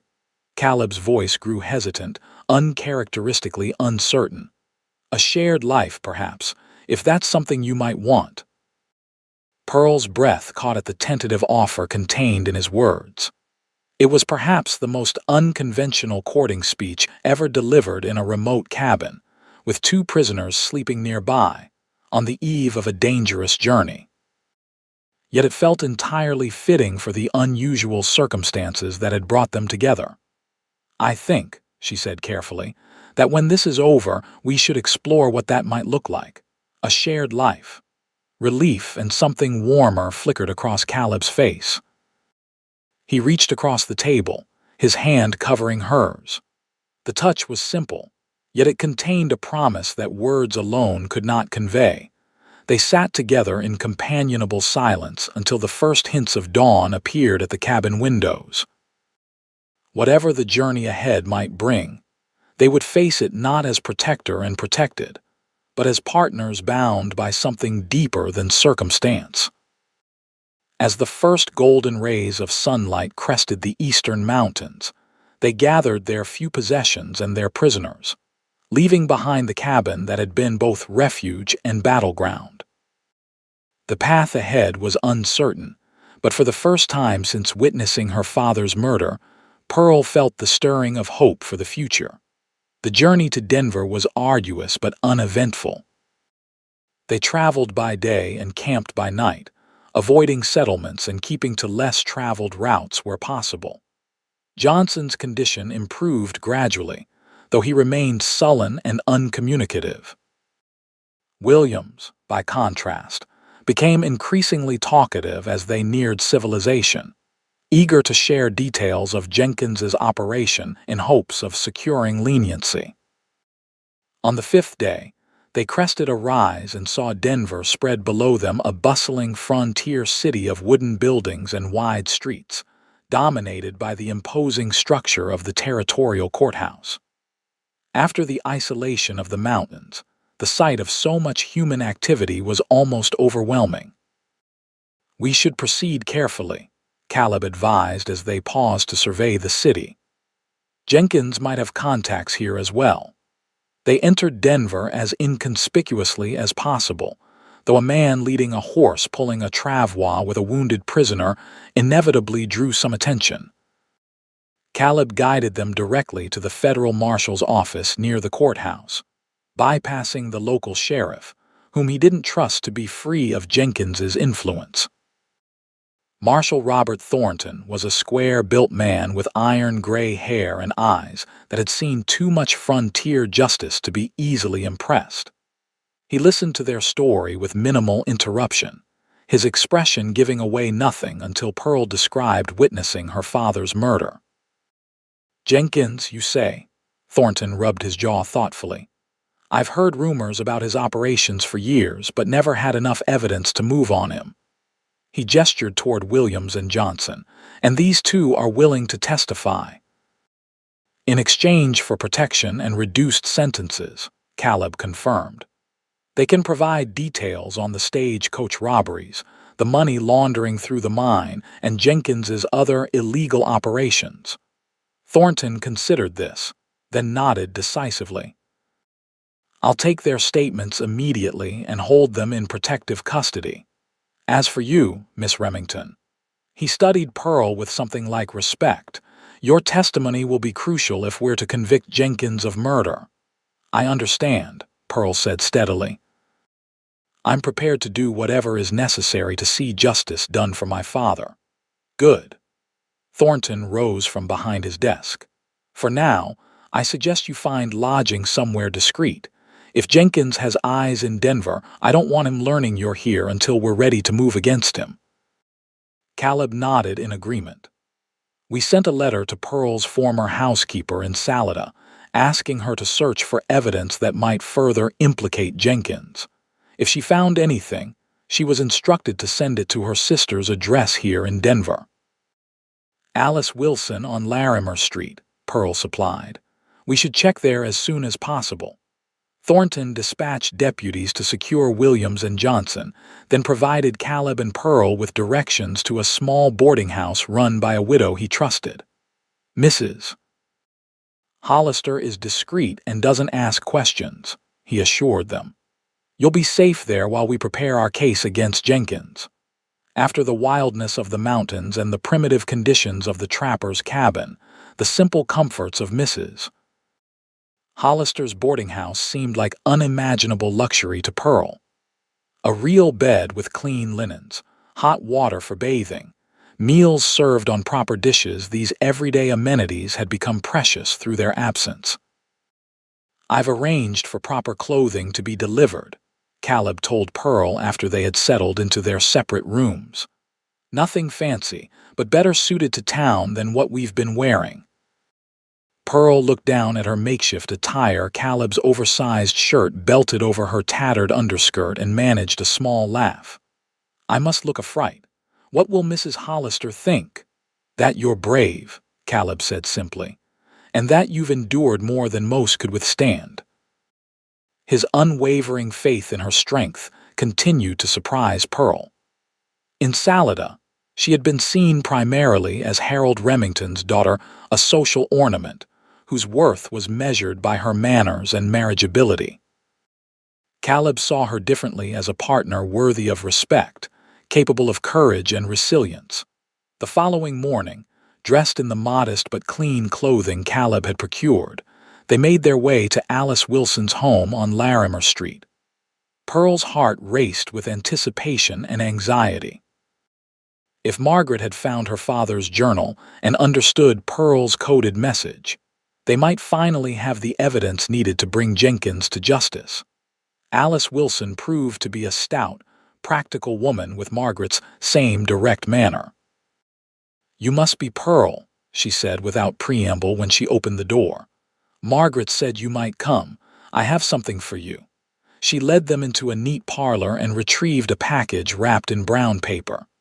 "This arrived by private courier 3 days ago."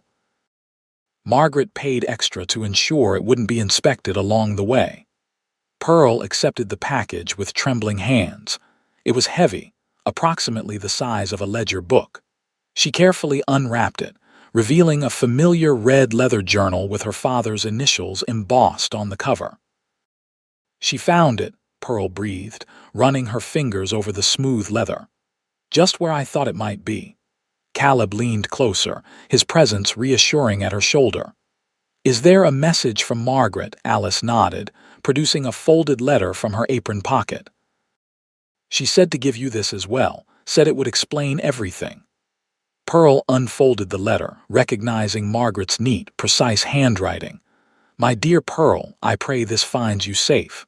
When your letter arrived, I knew at once what you were asking, though your caution in writing was wise. Jenkins has had men watching the house since that terrible night. They searched once, claiming to be helping the sheriff investigate, but I believe they were looking for exactly what I have now sent you. The journal was where you suggested, in the hidden compartment of your father's desk. I retrieved it the night after receiving your letter, while Jenkins's watchdog was distracted by a commotion I arranged in the street. I have sent it by trusted courier to Alice, along with this letter. You should know that Jenkins has spread word that you are confused and possibly deranged with grief, claiming you fled town after making wild accusations against him. Few believe this, but many are afraid to say otherwise publicly. The bank continues to operate under the supervision of Mr. Hargrove, though Jenkins seems to have an unusual interest in its management now. Be careful, dear child. Jenkins is not a man to cross lightly, as we have all learned at terrible cost. May your father's own words now bring him the justice he deserves. With love and prayers, Margaret. Pearl handed the letter to Caleb, who read it quickly, his expression growing grim. "We need to get this journal to Marshal Thornton immediately," he said. "If it contains what we hope, it could be the final piece needed to move against Jenkins." They thanked Alice Wilson for her assistance and returned to the federal marshal's office. Thornton received them at once, his interest visibly piqued by the red journal Pearl placed on his desk. "This belonged to my father," Pearl explained. "He kept separate notes on all his significant banking matters, especially those that concerned him." Thornton opened the journal carefully, scanning the neat entries that filled its pages. Harold Remington had been meticulous in his record-keeping, noting dates, amounts, discrepancies, and his growing suspicions about Jenkins's business practices. "This is extraordinary," Thornton murmured as he read. "Your father documented everything: unusual deposits, withdrawals that didn't match reported mine output, transfers to banks known to have questionable practices." He looked up at Pearl, genuine admiration in his eyes. Harold Remington was building a case, wasn't he? He wasn't just concerned as a banker, he was gathering evidence. Pearl nodded, a lump forming in her throat. Father believed in doing what was right, even when it was difficult. He suspected Jenkins was using the bank to launder money from illegal activities. The night he was killed, Jenkins accused him of looking too closely at the accounts. Thornton continued reading, pausing occasionally to make notes of his own. When he reached the final entries, dated just days before Harold Remington's murder, his expression hardened. "Your father made the connection between Jenkins and a series of stagecoach robberies in the territory," he said, tapping the page. He noted that each major deposit from Jenkins's mining operation coincided with a reported robbery. The amounts matched almost exactly. "Is it enough?" Caleb asked, the question that had been foremost in both their minds. Thornton closed the journal with a decisive snap. "With this, plus the testimonies of Williams and Johnson and Miss Remington's eyewitness account, yes, it's more than enough to arrest Jenkins and bring him to trial." He rose from his desk. "I'll send telegrams to the territorial governor and the federal judge today. We'll need to coordinate with local law enforcement in Salida for the arrest." "Jenkins has influence there," Pearl cautioned. "The sheriff might warn him." "Which is why we'll move quickly and decisively," Thornton assured her. "I'll lead the operation myself, with federal deputies rather than local men. Jenkins won't see us coming until it's too late." Over the next 3 days, Marshal Thornton prepared his case and his men. Pearl provided a detailed written statement about the night of her father's murder, while Caleb recounted the pursuit and the confrontation at the trapper's cabin. Williams and Johnson, secured in the federal jail, gave comprehensive accounts of Jenkins's criminal enterprises, motivated by the promise of reduced sentences. On the morning of the 4th day, Thornton and a contingent of 8 federal deputies departed for Salida.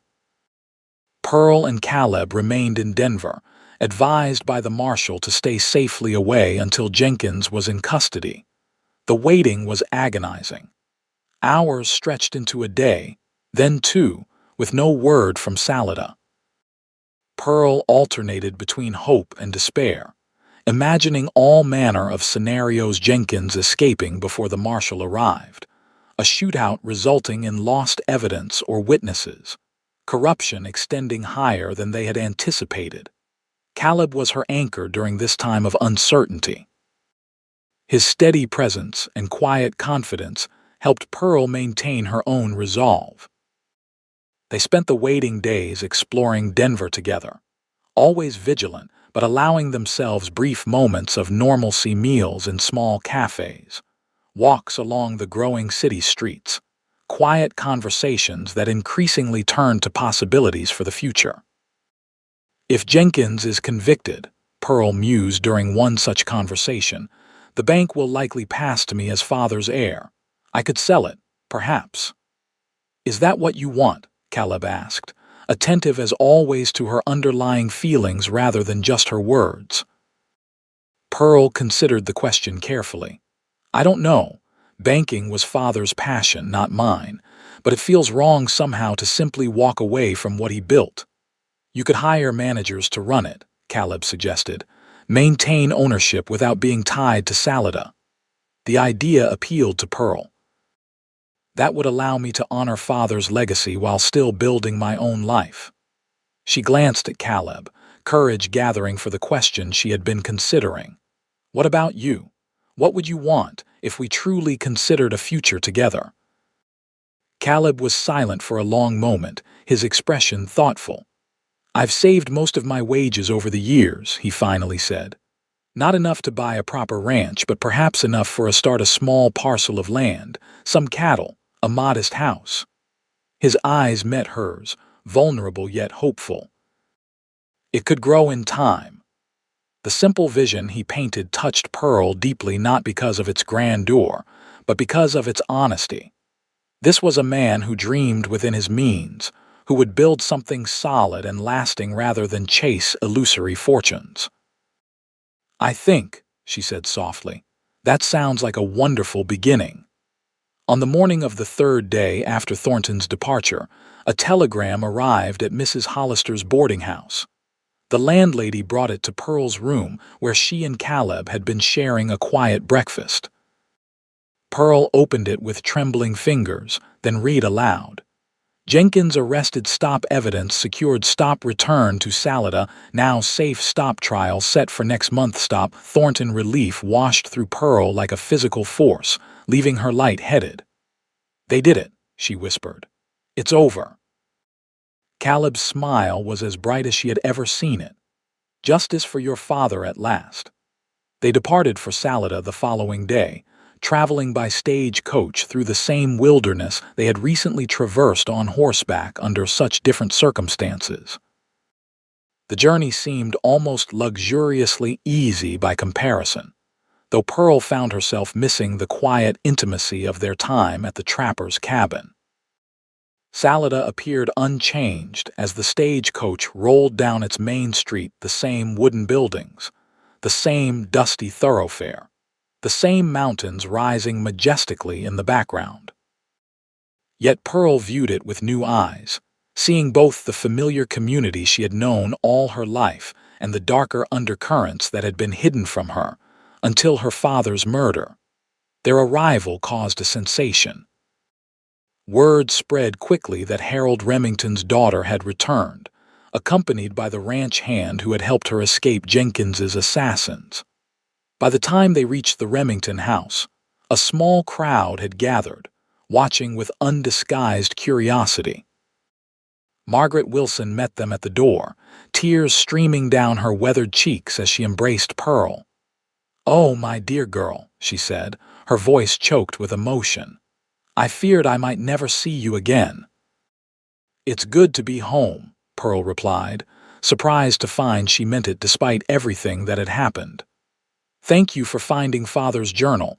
It made all the difference." Inside the house, everything was exactly as Pearl had left it on the night she fled, her father's books in their places on the shelves, his favorite chair positioned near the fireplace, the framed photographs of Pearl's mother still adorning the mantelpiece. The familiarity was both comforting and painful. "The house has been kept ready for your return," Margaret explained as she prepared tea in the kitchen. "Mr. Hargrove at the bank made sure the bills were paid and everything maintained. He's been most concerned about your welfare."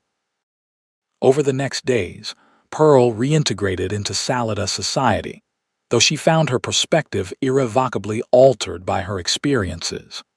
Many who had been social acquaintances before now seemed shallow and inconsequential. Conversations about dresses and socials held little interest for a woman who had fled for her life, hidden in a root cellar, and killed a man to save another. Caleb remained by her side throughout, a steady presence that both comforted Pearl and scandalized certain elements of Salida society.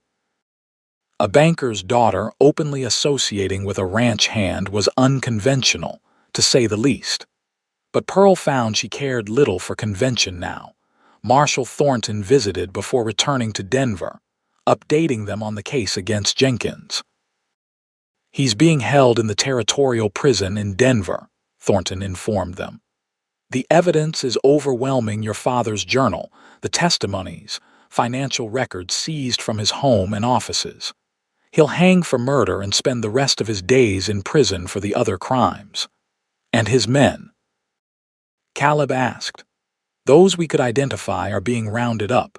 Some fled when they heard of Jenkins's arrest, Williams and Johnson will receive reduced sentences for their cooperation, as promised. Thornton looked at Pearl with genuine respect. Your father would be proud of what you've done, Miss Remington. It took courage to stand against a man like Jenkins. I had help, Pearl said simply, her hand finding Caleb's beside her. The marshal smiled, noting the gesture. Indeed you did. Good day to you both. He tipped his hat and departed, leaving Pearl and Caleb alone in the parlor of the Remington home. What now? Caleb asked quietly, the question encompassing far more than their immediate plans. Pearl considered for a moment. I need to speak with Mr. Hargrove about the bank. And there's father's will to settle, the house to consider. She paused, meeting Caleb's gaze directly. But those are details. The larger question is where we go from here together. Together, Caleb echoed, the word carrying a promise. I meant what I said in Denver, Pearl. If you'll have me, I want to build a life with you. Pearl's heart swelled with certainty. The path ahead might not be the one she had once envisioned, but it was infinitely more meaningful. I can think of nothing I want more, she said simply. Their courtship progressed with the same directness that had characterized their relationship from the beginning. Pearl assumed control of her father's bank, but hired competent managers to handle day-to-day operations. Caleb found work at a ranch outside Salida, saving his wages to add to the nest egg he had accumulated over years of wandering. 3 months after Jenkins's arrest, they were married in a small ceremony in the Salida church. Margaret Wilson wept openly, while Mr. Hargrove from the bank gave the bride away in Harold Remington's absence. Marshal Thornton traveled from Denver for the occasion, his presence a reminder of the unusual circumstances that had brought the couple together. Garrett Jenkins's trial proceeded as expected. The evidence against him was insurmountable, and the jury deliberated for less than an hour before finding him guilty on all counts. He was sentenced to hang for the murder of Harold Remington and received additional sentences for the stagecoach robberies and financial crimes. Pearl attended the sentencing, Caleb at her side. As Jenkins was led from the courtroom, he looked directly at her with undisguised hatred. But Pearl found the gaze no longer held power over her. Justice had been served, and she had a future to embrace. With Pearl's inheritance and Caleb's savings, they purchased a modest ranch 20 miles outside Salida, close enough to manage the bank's affairs when necessary, but far enough to build a life separate from the shadows of the past. The land was good, with fertile pastures for cattle and a clear stream running through the property. The house was small but solid, with room to expand as their family grew. In the spring following their marriage, as new grass carpeted the Colorado foothills and wildflowers bloomed across the meadows, Pearl shared news that brought joy to them. Both the child would join their family by winter. Caleb's reaction was everything Pearl could have hoped for: wonder, tenderness, and a renewed determination to create a safe and loving home. I never imagined this, he confessed one evening as they sat on the porch of their ranch house, watching the sunset paint the distant mountains in shades of gold and purple. After my parents died, I convinced myself I wasn't meant for this kind of happiness: a home, a wife, a child on the way. Pearl leaned against his shoulder, her hand resting on the gentle swell of her stomach. And I never imagined falling in love with a cowboy who found me wounded and stood guard, she said with a smile. But I can't picture any other life now. Nor can I, Caleb agreed, his arm tightening around her. It seems that sometimes the most unexpected paths lead exactly where we're meant to be. As darkness settled over their land, stars appearing one by one in the vast Colorado sky, Pearl reflected on the journey that had brought them to this moment. From tragedy and danger had come love and hope, a future built on courage and trust, rather than convention and expectation. It wasn't the life she had been raised to expect. It was better, richer, truer, and infinitely more precious for having been fought for and won against daunting odds. Whatever challenges tomorrow might bring, Pearl knew with bone-deep certainty that she and Caleb would face them as they had faced everything since that fateful day in the canyon together, with unwavering resolve and a love forged in the wild heart of the West. In the years that followed, their ranch flourished, expanding as their family grew. Their first child, a son they named Harold after Pearl's father, was joined 2 years later by a daughter they called Elizabeth, after Caleb's mother. The Jameson Ranch became known throughout the region for its fine cattle and the warm hospitality of its owners. Pearl maintained her ownership of the Remington Bank, occasionally traveling to Salida to oversee major decisions, but largely leaving day-to-day operations to trusted managers. The bank's reputation for honesty and fair dealing, a legacy of Harold Remington's principled approach to business, continued under her guidance. Caleb found in ranching a fulfillment he had never known in his years of drifting. The knowledge gained during his travels served him well as he built their herd and improved their land. His past experiences with droughts, harsh winters, and cattle diseases helped him prepare for challenges that devastated less knowledgeable ranchers.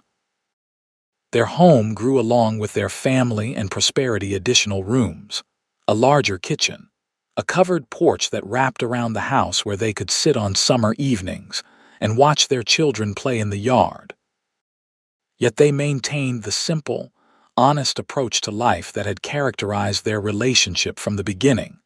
Sometimes, on cool autumn evenings when the children were asleep and the ranch work was done for the day, Pearl and Caleb would ride together to a ridge overlooking their property. There, with the vast Colorado wilderness spread before them, they would remember the desperate flight that had brought them together and marvel at the life they had built from such unlikely beginnings. "You ever wonder what might have happened if you hadn't found me that day in the canyon?" Pearl asked on one such evening as they sat side by side on a fallen log, their horses grazing nearby. Caleb considered the question, his face solemn in the fading light. "I try not to," he admitted. "The thought of what might have befallen you." He shook his head, unable to complete the sentence. "Let's just say I'm grateful every day that I decided to investigate those riders circling the old mining cabin." Pearl leaned against him, drawing comfort from his solid presence. "As am I. Though I suspect you'd have had a far less complicated life if you'd ridden on." Caleb smiled, the expression warming his weather-lined face. "Less complicated, perhaps, but infinitely less meaningful." He took her hand, his calloused fingers gentle against her skin. "I wouldn't trade what we've built together for anything, Pearl. Not for all the silver in Colorado." As they rode back to their home in the gathering dusk, Pearl reflected that the most precious gifts often come disguised as hardships. The tragedy that had taken her father and upended her carefully ordered life had ultimately led her to greater joy than she might otherwise have known: a love born of courage and sacrifice, a family built on shared values and genuine partnership, a life rich with purpose and meaning. The lights of their ranch house welcomed them home, golden against the deepening blue of the evening sky. Inside, their children slept peacefully. Tomorrow's chores waited, and the future stretched before them, a future they would continue to build together, one day at a time, in the wild and beautiful land they both loved. And if sometimes Pearl awoke in the night, momentarily startled by a dream of running, of hiding, of desperados' bullets whining past her head, Caleb's arms would be there to hold her, his voice gentle in the darkness, reminding her that she was safe, that they had weathered the storm together, that their love had been forged in fire and would endure through whatever life might bring. In this way, the wounded woman who had hidden from outlaws and the cowboy who had found her first and stood guard created not just a home or a ranch or a family, but a legacy of courage and love that would endure long after they were gone, a testament to the healing power of devotion and the unexpected blessings that can arise from life's darkest moments.